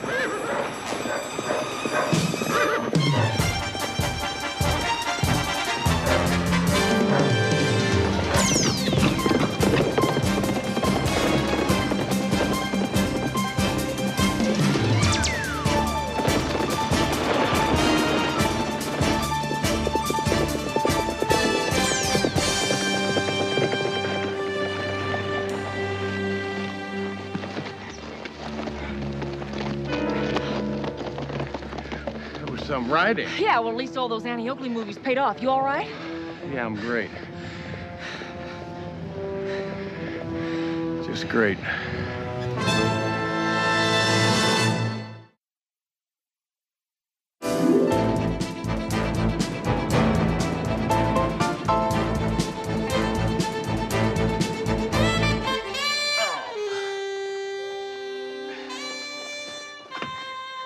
CJ, next time I get on a horse, remind me to be in the saddle before it takes off, huh? Any luck on finding a witness? Well, no one claims to have seen anyone throw the rope or release the horse. Great. Any luck on finding Win Fowler? Better than that, he just walked in a few minutes ago saying he was sorry he missed us at the track. He said he had car trouble. That's convenient. Listen, what else you come up with? Lots. Victor Macy, the dead girl's father, lied to us. He did not resign from the Bakersfield Police Department. Booted out? You got it. Why, I don't know. It'd be interesting to find out. Yes, it would. Of course, you know that Macy isn't responsible for your being roped to that freaked-out horse. He was standing there with us today when it happened. Yes, but an accomplice could have. An accomplice? Yeah, see, CJ, there were two separate drivers and two separate vehicles tried to cancel my ticket when I got bailed out of jail. That tells me there was an accomplice with the killer. Now, what else you come up with? Well, only that Cindy was heavily into psychoanalysis. Her psychiatrist's name is Dr. Harry Kinderly. Well, that's interesting. How'd you find that out? Well, I did what you said and checked into the medical insurance records. Well, CJ, usually that's kind of hard to do. I'd like to look at the doctor's file, but they don't like that. I mean, privileged information and all. Well, Dr. Kinderly may not let us see his files, but I don't think he'd have any objection to having lunch with an old friend. Yeah. You know this Dr. Kinderly, huh? Houston, I knew Harry when we used to call him Fuzzy. Now, should we go see Mr. Fowler? Yeah. Wait, CJ, Fuzzy? Fuzzy. Oh, never mind.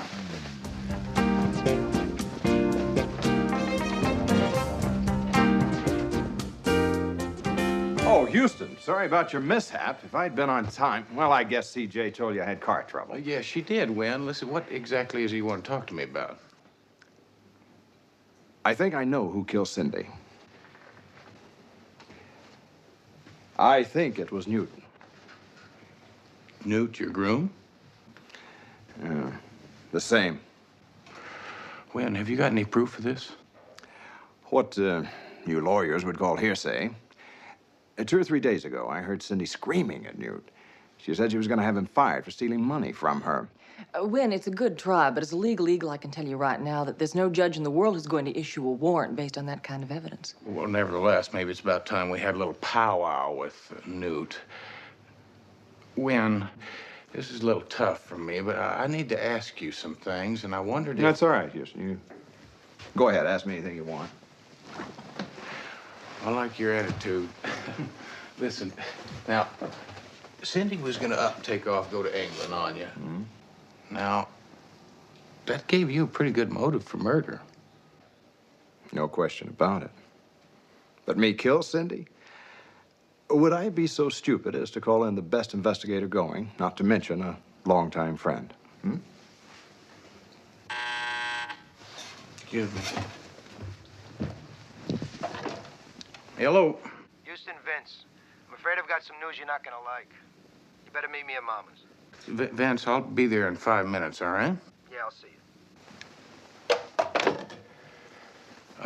you. Wynn, listen, we've got to run.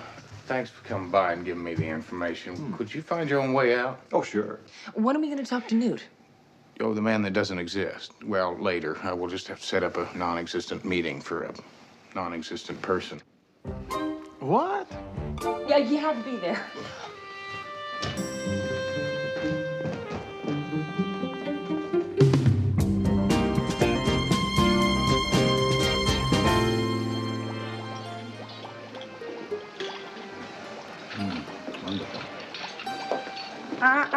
Lascia stare. Go inside and sit. I'll bring plenty of food.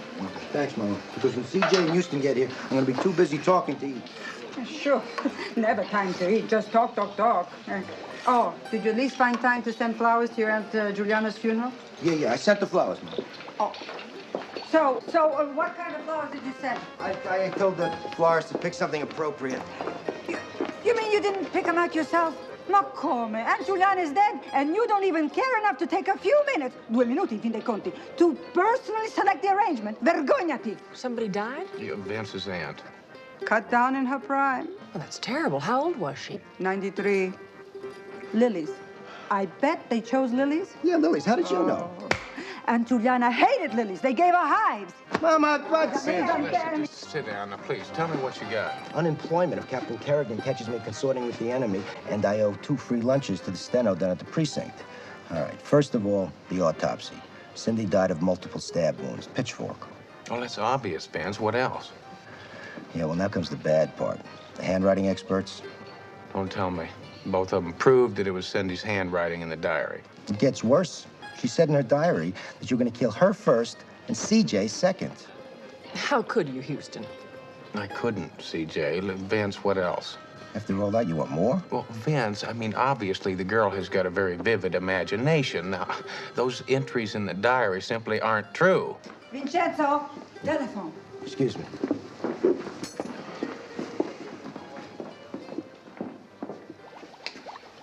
I just hope your flowers got there in time. Sure they did, Mama. I told the florist to be sure they get to Cleveland by noon today. Cleveland? Aunt Juliana moved to Baltimore 3 years ago. Oh, che pasticcio che combinato. Vai. Yeah, Novelli. Yeah, hi, Barbara.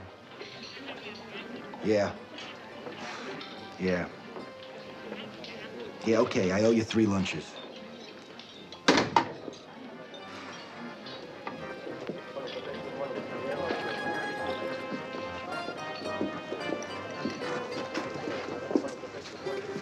More bad news. Houston's bail has been revoked thanks to those handwriting experts and the threat to kill you. Houston's going back to jail? I hate to lay that on him when he comes back out. I hate to lay this on you, Vince, but he's not coming out. He's not in the bathroom? Novelli, I gave Houston a little legal advice. He's gone underground. Well, what did he say before he left? Bye.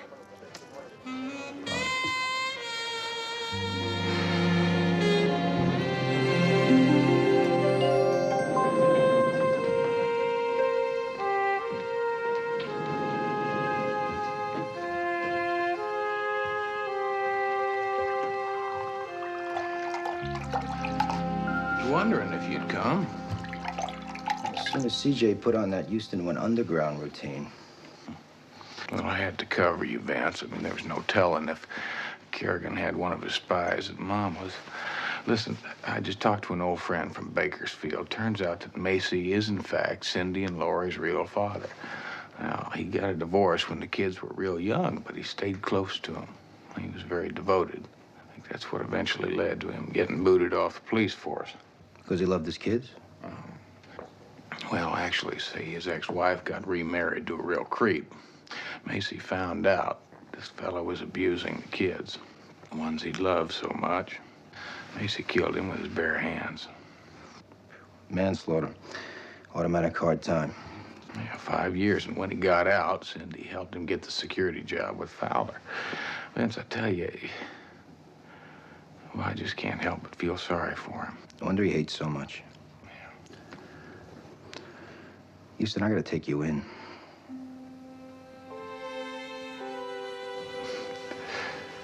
You gotta be kidding me, Vince. You know that there's something I've got to do. You know that. Houston, I'm a cop. You're a friend. I took an oath. I know that. To uphold the law. What are you gonna do? What are you gonna do? Only thing I can do.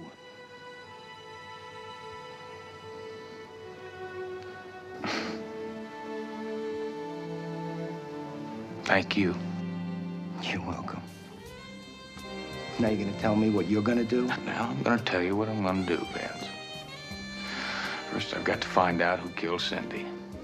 And I've got to find out if I'm in some way responsible for it.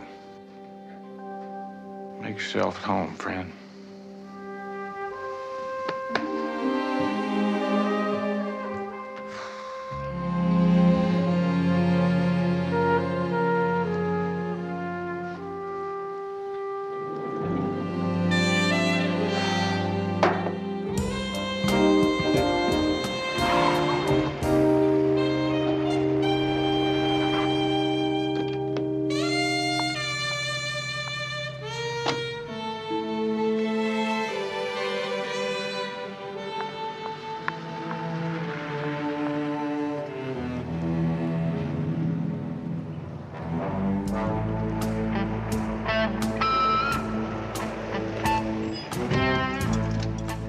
Kerrigan was right. She led us right to him.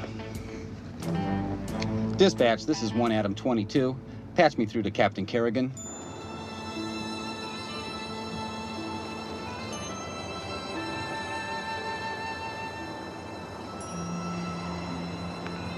Hi there. Oh, CJ. You know, I think Midge was right. This is a real pretty spot. I bet Cindy would have really loved it. Listen, did you come up with anything from Cindy's doctor?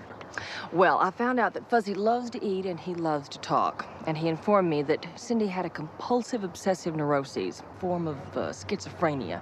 Now, she could function normally in society, but when she's alone, she lives in a fantasy world all her own. So I was right. All those things she wrote about me in the diary were all make-believe.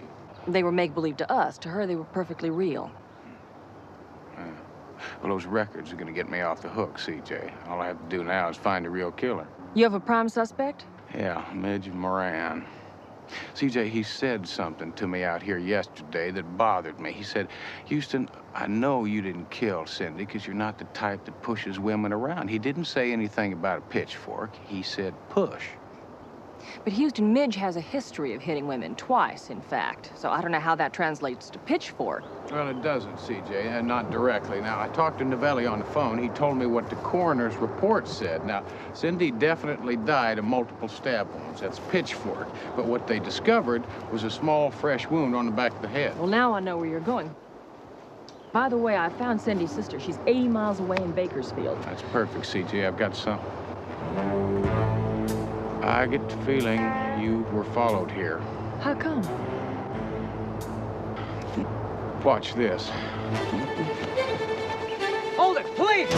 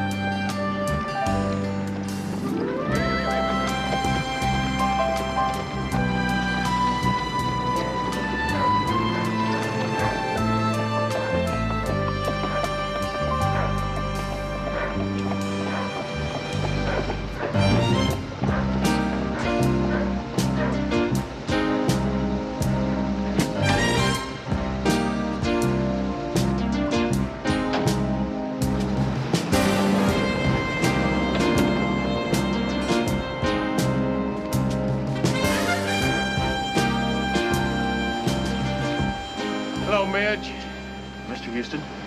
Mr. Fowler's gone into town to do some errands if you're looking for him. Well, I'm not really looking for Mr. Fowler. And what are you doing here? Well, I was looking for you, Midge. Me? Tell me something. You still believe that I'm not responsible for Cindy's death, right? Sure. Maybe you could help me out. I tell you what, how'd you like to help me catch the real killer? I don't know. What do I have to do? Well, I tell you, it's real easy, Midge. Listen, just follow me and I'll explain it all to you, all right?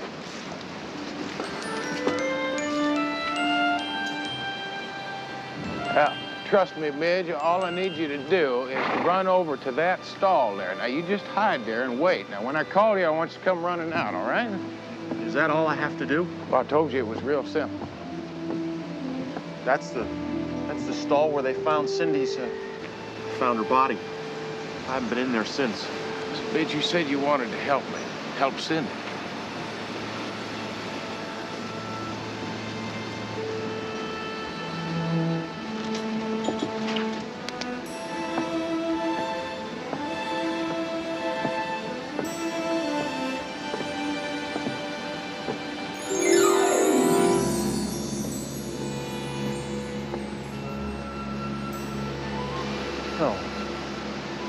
No, it can't be.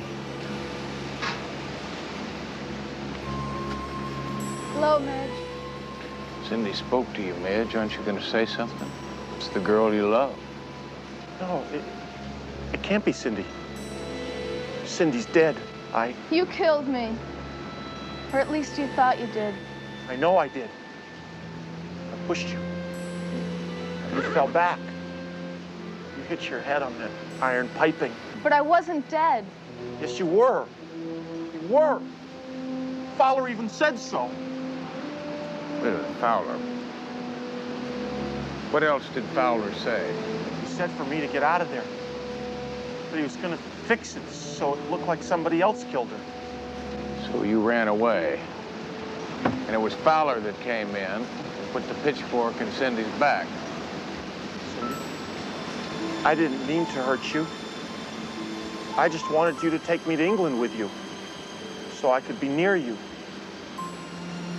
And I didn't mean to hurt you with the car or to rope you with that horse. Fowler made me. He said he'd call the police and tell them I killed Cindy if I didn't do like he told me. What else, Midge? I don't know. I don't understand. How can Cindy be here Midge, if I... Cindy is dead. This is Lori, Cindy's twin sister. We brought her here. Now, you pushed her, but you didn't kill her. After you ran away, Fowler came in and put that pitchfork in her back. Why would Fowler kill my Cindy? Why? I don't know, Midge. We're gonna find out.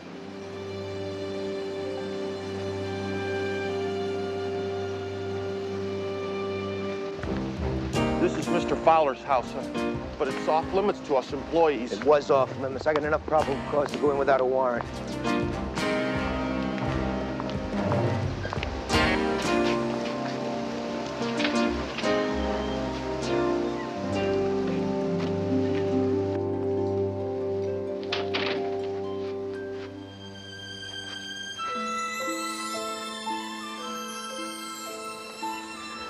Altar to worship her by, Vance. Little Cindy Gaines.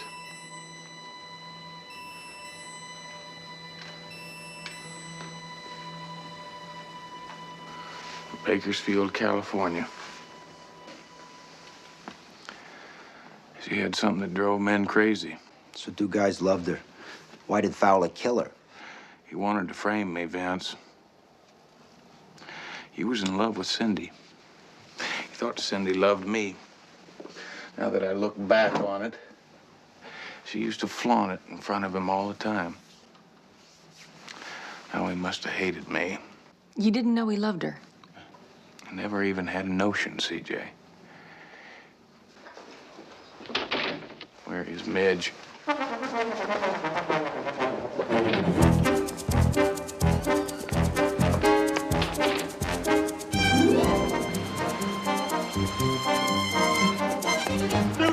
Where's Mr. Fowler?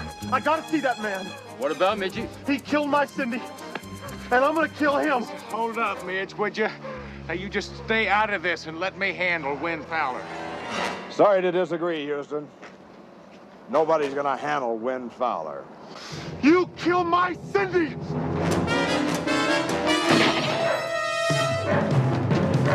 Hold it!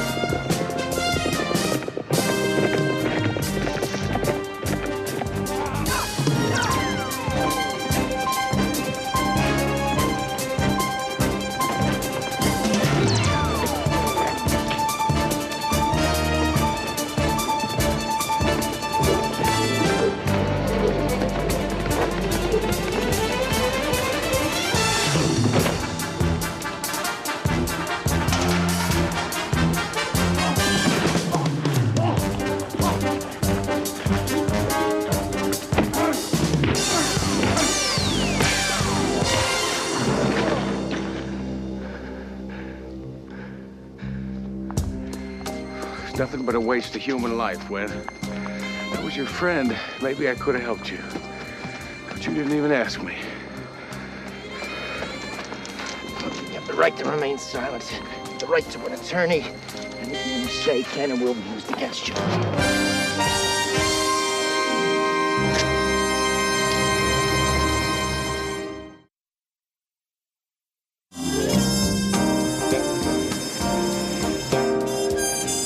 Mama, thank you for staying open. Prego, è sempre un piacere per te, Houston. Houston, I can't decide whether to be angry at Cindy's father or feel sorry for him. CJ lost everything he had, at least as far as Cindy is concerned. Did you see the expression on his face when it was all over and he was hugging Lori? There's a lot of love there. Yeah, certainly. Well, listen, there's one loose end we never did clear up, and that's that Newt fella. Did we ever find out, is he a real person? Oh, he's a real person. The computer had a problem because he kept changing his name.